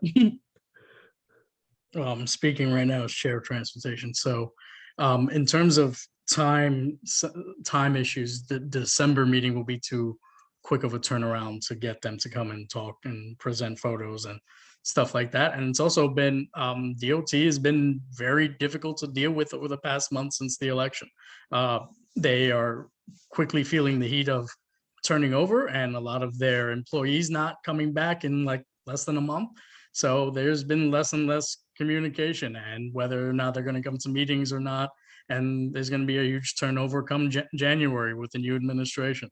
I'm not against this item coming back in terms of the city bikes in January. I just think December may be too quick of a turnaround, and hopefully it gives a new time frame with the new whoever's new at DOT. But I know the communication has gone down tremendously. Susan and I discussed that like, why are they not sending us stuff? Why are they not giving us enough information? So I think I would advocate for this clause to be taken out, just because it's going to be impossible to get them in December. That's the only reason why, Lee. So that it's not that I don't want them to come back with photos. It's just that I don't think December is going to be feasible. So going back to that motion of the clause being stricken, what I'll do is I'll do the Zoom hands. Those all in favor of taking this clause out, this last whereas clause, please raise your Zoom hands. Also, just take out next month and say when you come back without saying next month. Would that satisfy both David and Lee? Everybody put your hands down. That would be a different amendment. Yeah. And we actually had just started a vote on this one. It would be a different amendment. So we're just voting on taking this entire whereas clause, resolve clause out. So I'll take a raise of hands, Zoom hands, in terms of striking this clause. Paul, what's the ask? Raise your Zoom hand if you want this clause out. The last resolve clause.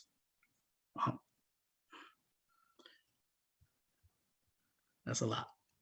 That's about 14. Does anybody else know? 13, 14. Okay. If to leave this clause in as is, everybody lower your hands, please. To leave this clause in as is, please raise your hand.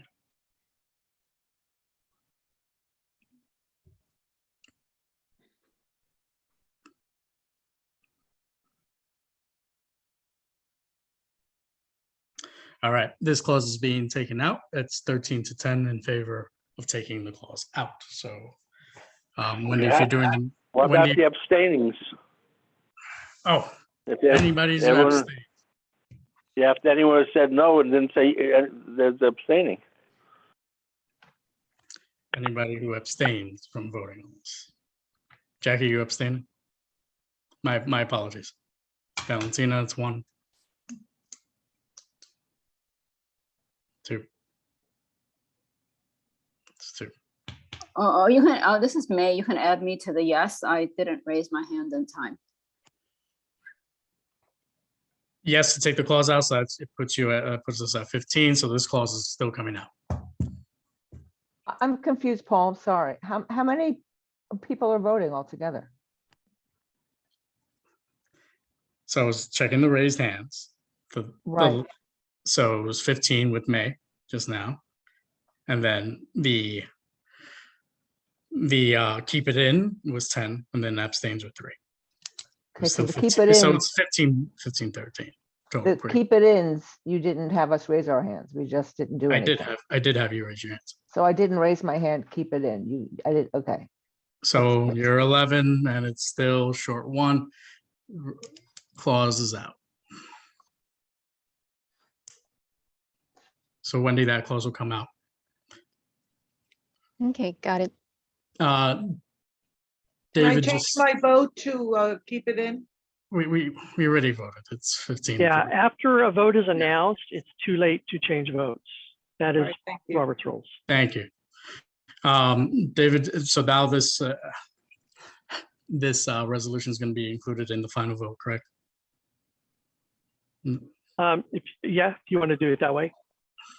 Yes, well, Definitely, that's okay. it will be included in the final vote for your final vote tonight instead of voting on it right now.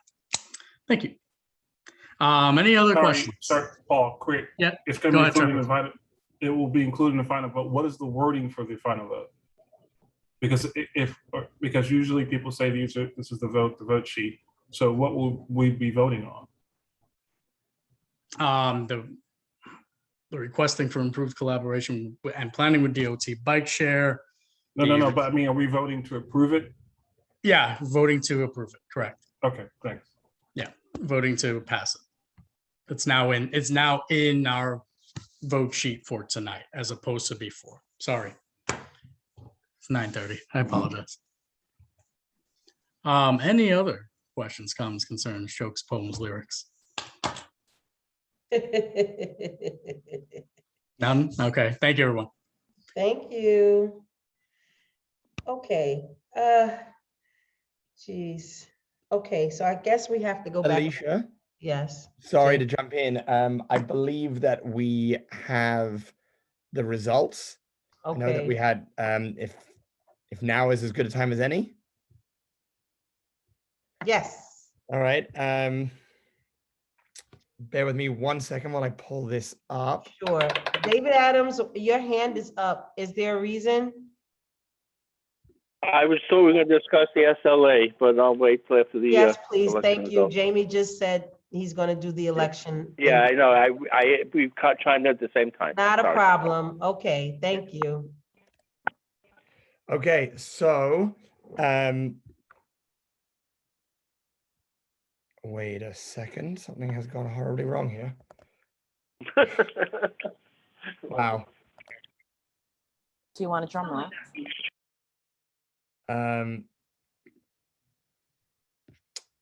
Okay, you know what? Yeah, I'll take a drum roll. Hold on, I'm just fixing one formula because I realized I made a small mistake, and then we will be good. How about a soul clap? Yeah, that'll do. All right, let's start with chair. We had one candidate, Paul Rangel, and he received 38 votes with 3 abstentions. So I'm going to go ahead and say that vote carries. Second, we had first vice chair. We had both Eric Diaz and Lisa Kaplan running.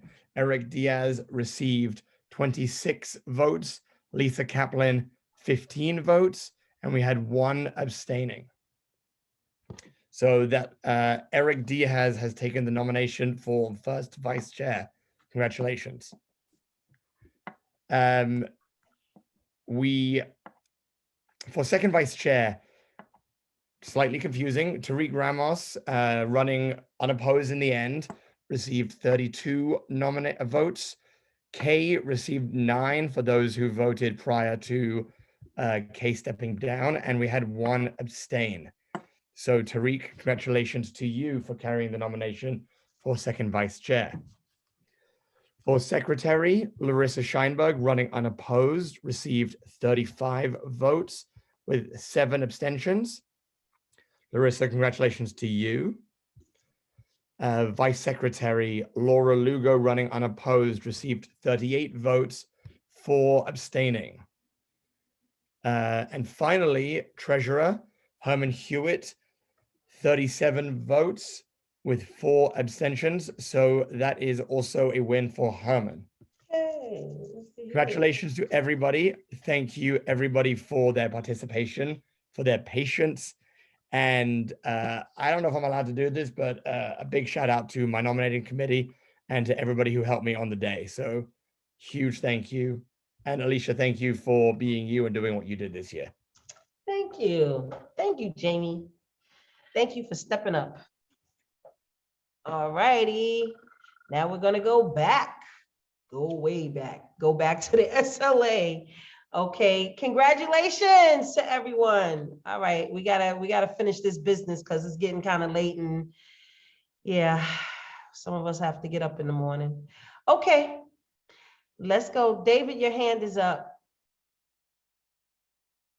Yeah, so this is about item 6. This is now the time to Yes, discuss it item again? 6. Here we Okay. go. The what do you call them? The stipulations do have the clause. Lisa, I agreed with you that since there was going to be live music, it was mentioned as an occasional live music. I said, let's add the standard clause. It will ensure that no sound is audible in surrounding residences and to address any soundproofing deficiencies as necessary with a sound engineer.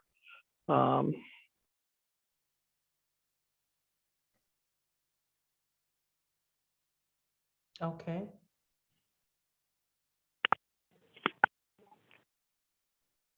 All right. Thank you, David. Robin? Robin? Yes, I'm here. I had to unmute myself. So I don't have the exact number in front of me, but it says it calls itself a restaurant with some occasional performances, but if you were to look at all of their promotional materials, it's really a theatrical show and they have some food. So my question is this a club or is it a restaurant? And so I based on that, what I'm not so sure how accurate their portrayal is here. Are you talking about number 6? Yep. Well, Jamie has been there, so maybe he can speak to it. I can also, he's muted. Sorry, I can jump in, but Jeanette, I apologize, guys. After that, I stepped away for a minute for. Oh no, yeah. Jamie, it's okay. Jeanette will answer.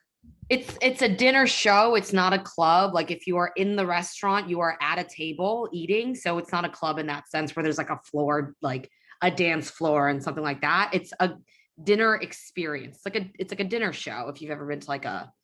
No, I've been to a lot. I get that. Like you go to a jazz club and you have to order 2 drinks and maybe they have some appetizers. That's what this seems to be. It seems to be no different than that. This is a dinner show. No, dinner it's not that. Yeah. That's what Alicia. I'm sorry. So okay, well, that's what it appears to me more than just being a restaurant that has some performances. But that's why I question, okay, what Lisa was saying before about noise and all that sort of stuff. But okay. Thank you for your question. David Adams. Yeah. I don't know if you're gonna do anything about it. It's just on item 11. It says on therefore the first clause, the serving the freshest seafood and continental cuisine. I don't know if you should have the word fresh. Is that? It just That's seems their own odd for us to- description. What? That was their own description. Yeah. I just okay. All right, fine. It just, thank you. Bye. David Crane. Yeah, so this item 6, they were describing it as a Japanese form of dinner theater. So it's a unique Japanese dining experience with entertainment that is going to be brought to New York City. It absolutely did not sound like it would be, to me, like it was ever going to be loud and obnoxious. However, like I said, soundproofing, and that'll be happening. But this is, it's not something I think that any of us have ever experienced from the way that they were describing it. There'll be sounded like there would be one person kind of like having the mic most of the time, and then occasionally something else might happen. I am fascinated by it. I'm done. Okay, can I have a motion to close the debate on this item? And if moved. Motion to close the debate on this item. Thank you. Second. Robin, why's your hand up, hon? Your hand is My up. hand was up before you put the motion Okay, in. okay, go ahead, Robert. I know our place is not to judge people that come through us, but there's nothing Japanese about what they're doing except for the theme, and that there's nobody Japanese involved in the company. So you got to look up who they are. I looked them up. They're a bunch of I hate to comedians and say actors. this, but they look Japanese to That's me. all. Hold on They're- a second. they're- I think that this they're- is really inappropriate. I'd like to cut this off Yeah, now. we Let's- I'm just saying. I'm just saying. If Robin, you're, you know, we're please, let's just talking cut this about. off. I think this is really, really inappropriate to make any judgment call about people. I said we're not. I know we're not to do that. And Yeah, I please. started Okay, off I'm by trying to saying- help you. Please, I would just cut this off now. Let's stop. I think we should close the debate on this. I asked for a motion. Was there- Second, Thank second. you. We're gonna close the debate on this item. That's it, Robin. You can vote the way you wish to vote, No, okay? I will, but I just want to Okay, say. that's it. I don't want to go in further, no further, because it's now Right, no further, 9:45 at no night, and further, we're not no doing further, that, no okay? further, no Let's further, go. Alyssa. Let's go. All right. Okay, thank you. Now that is all for the SLA items. Having made all the corrections or amendments to item number 6 and item number 11, we are now going to go to our final roll call vote. All right, here we go. Oy.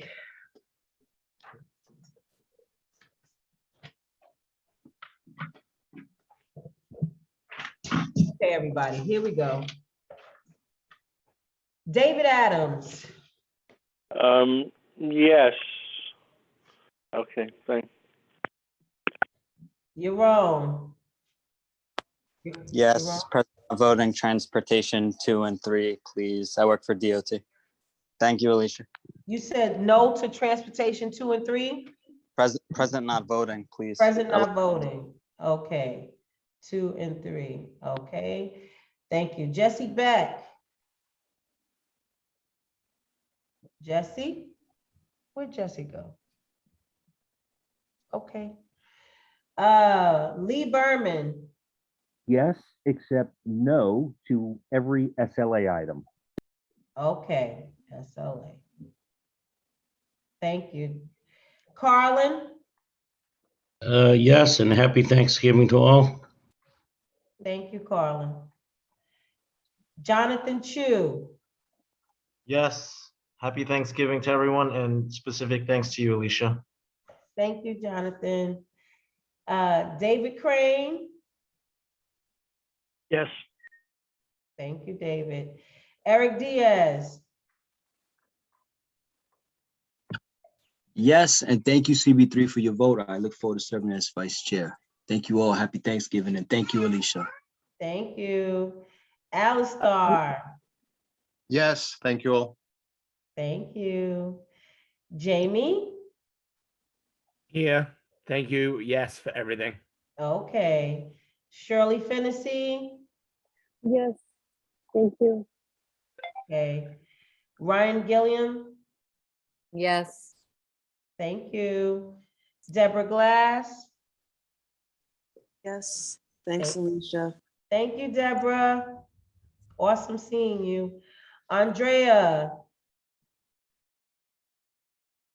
Andrea, where are you? No? Okay. She just said she stepped away. Okay, I'll come back. I'll come back. Kenyelle?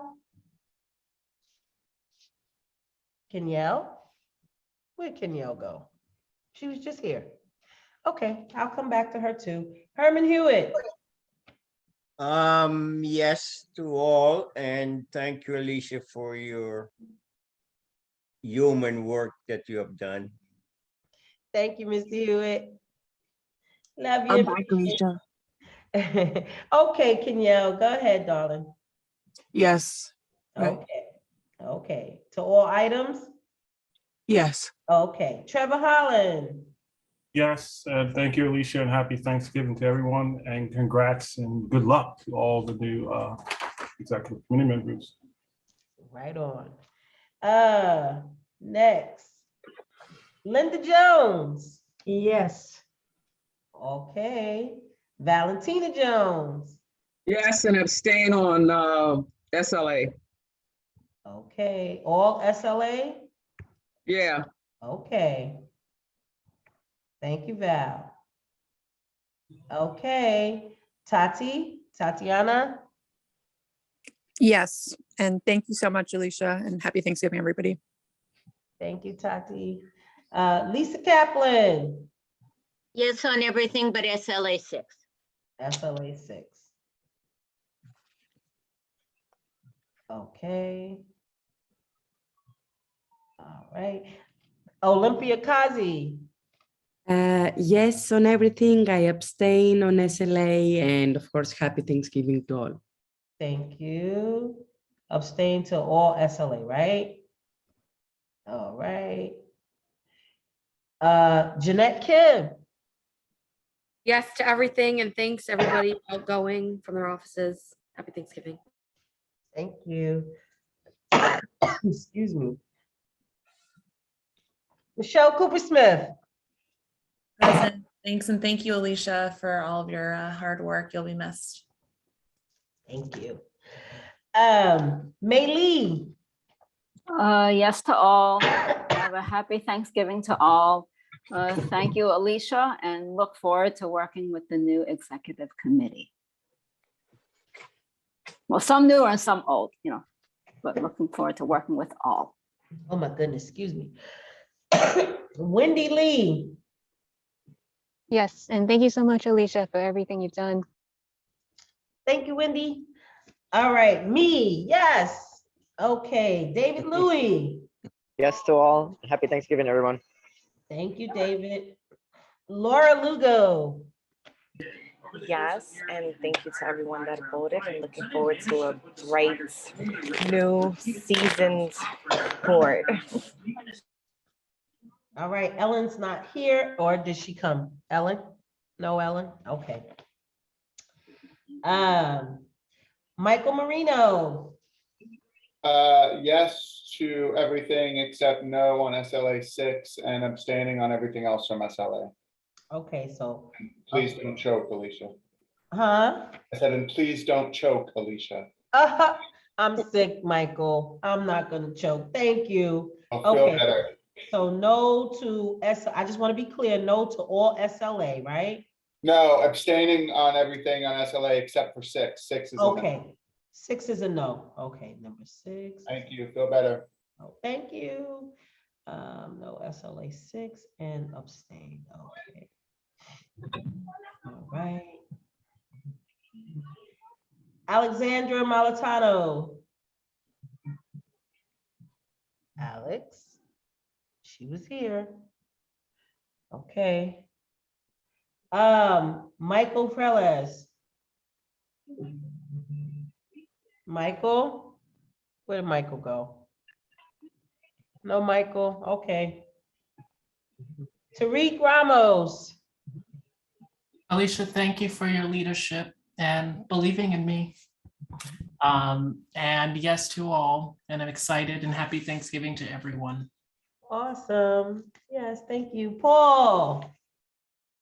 Yes, to everything. And if you allow me a few minutes after the roll call. Yes, I will. Thank you.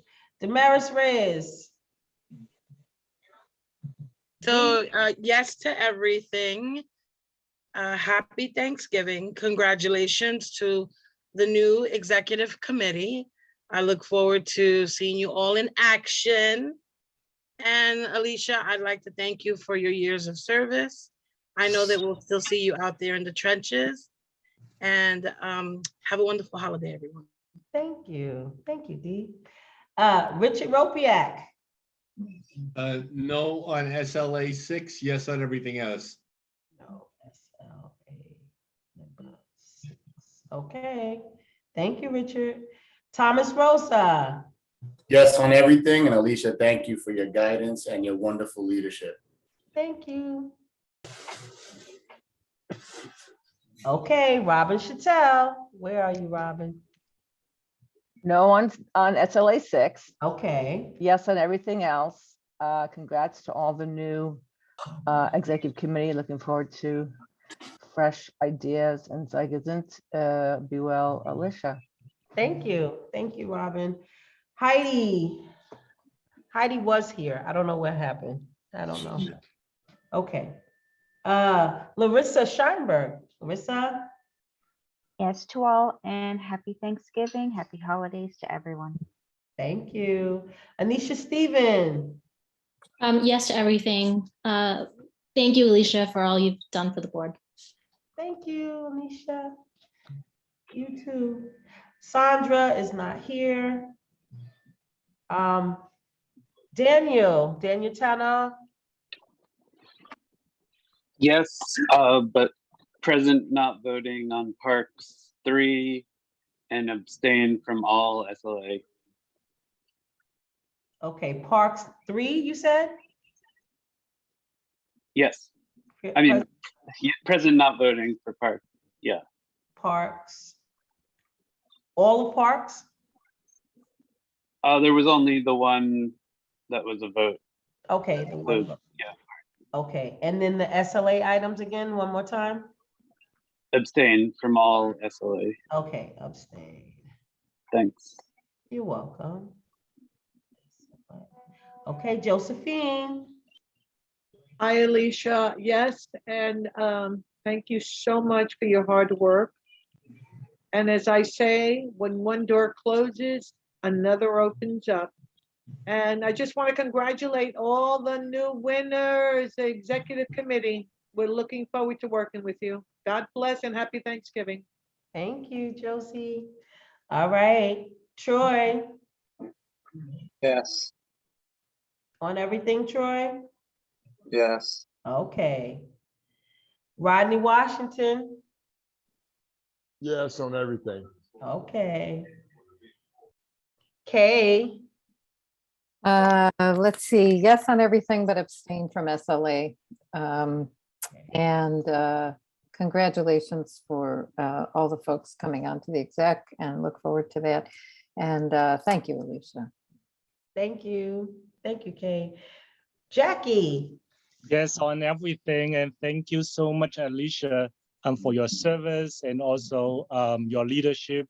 I really appreciate that from the bottom of my heart. Thank you, Jackie. All right, Ricky, where are you? Yes on everything. Good night and good luck. Thank you, Ricky. Oh, very sweet. All right, so Paul, I'll count the votes and then go ahead. Susan, you wanted to say something? Yeah, two things. Andrea's back on and she wanted to vote. Okay. And the other thing is, could you just leave the votes on my chair tonight? Yes. Thank you. Okay. Thank you very much. Not a problem. All right, Andrea. Hi, thank you, Alicia. Thanks for your service over this very difficult year. I really appreciate it. And I vote yes. Thank you. Thank you. All righty. Now, Paul wanted to say something. I'm going to tally these up and then I'll give you all the tally, okay? Go ahead, Paul. Take it away. Thank you, Alicia. I just wanted to say to everyone, thank you for this opportunity to serve you now as the chair of Manhattan Community Board 3. I want to thank in a special way Sandra Strother, who was originally also nominated. I know she had to drop out and has some family stuff going on, so I wish her nothing but the best. I want to thank Kay. That was wonderful before your words before. And I looked, I remember our meeting out in the garden a couple weeks ago, and that was really cool. I was looking forward to working with each and every one of you, whoever won. I wasn't expecting to run unopposed, but thank you so much. And thank you to everybody who nominated me. Thank you to everyone who voted for me now. And most importantly, I want to thank Alicia. She had a moment about a year ago where she saw something in me when I was already transportation chair, and she shared that with me, and it was when I was saying my mother's eulogy. Thank you. Thank you for everything, and thank you to the board for trusting me, and I look forward to working with each and every one of you. Expect some emails coming soon to a theater near you. And I am looking forward to the exec, and I'm looking forward to working with each and every one of you, not just limited to the executive committee. I'll have a much larger report come December about some of my ideas and plans and everything that I want to do with all of you. That being said, I know Alicia's still counting. I don't think I have any more words. It's done. 9:56 and I have to I'm open done. up school in the morning as well. So thank you, everyone. Much appreciated. I appreciate the support and I look forward to the support over the next year. All right. So here we go. I love it. Thank you all so very, very much. Virtual hugs, virtual hugs. Woo, woo, woo, woo, woo, woo. All right, here we go. SLA abstentions, 5. Item number 6, SLA, 4 no's. SLA altogether, no, 1. Parks, 1 no. Okay, everybody else was a yes. And Susan, this will be on your chair. Thank And you. I thank you. Have a blessed Thanksgiving, everybody, and enjoy. And I will see you next month on Zoom. You too. See you soon. See you soon, Bye. everybody. Good night. Thank you. Good night. Good night. Good night. Okay, good night. Bye-bye.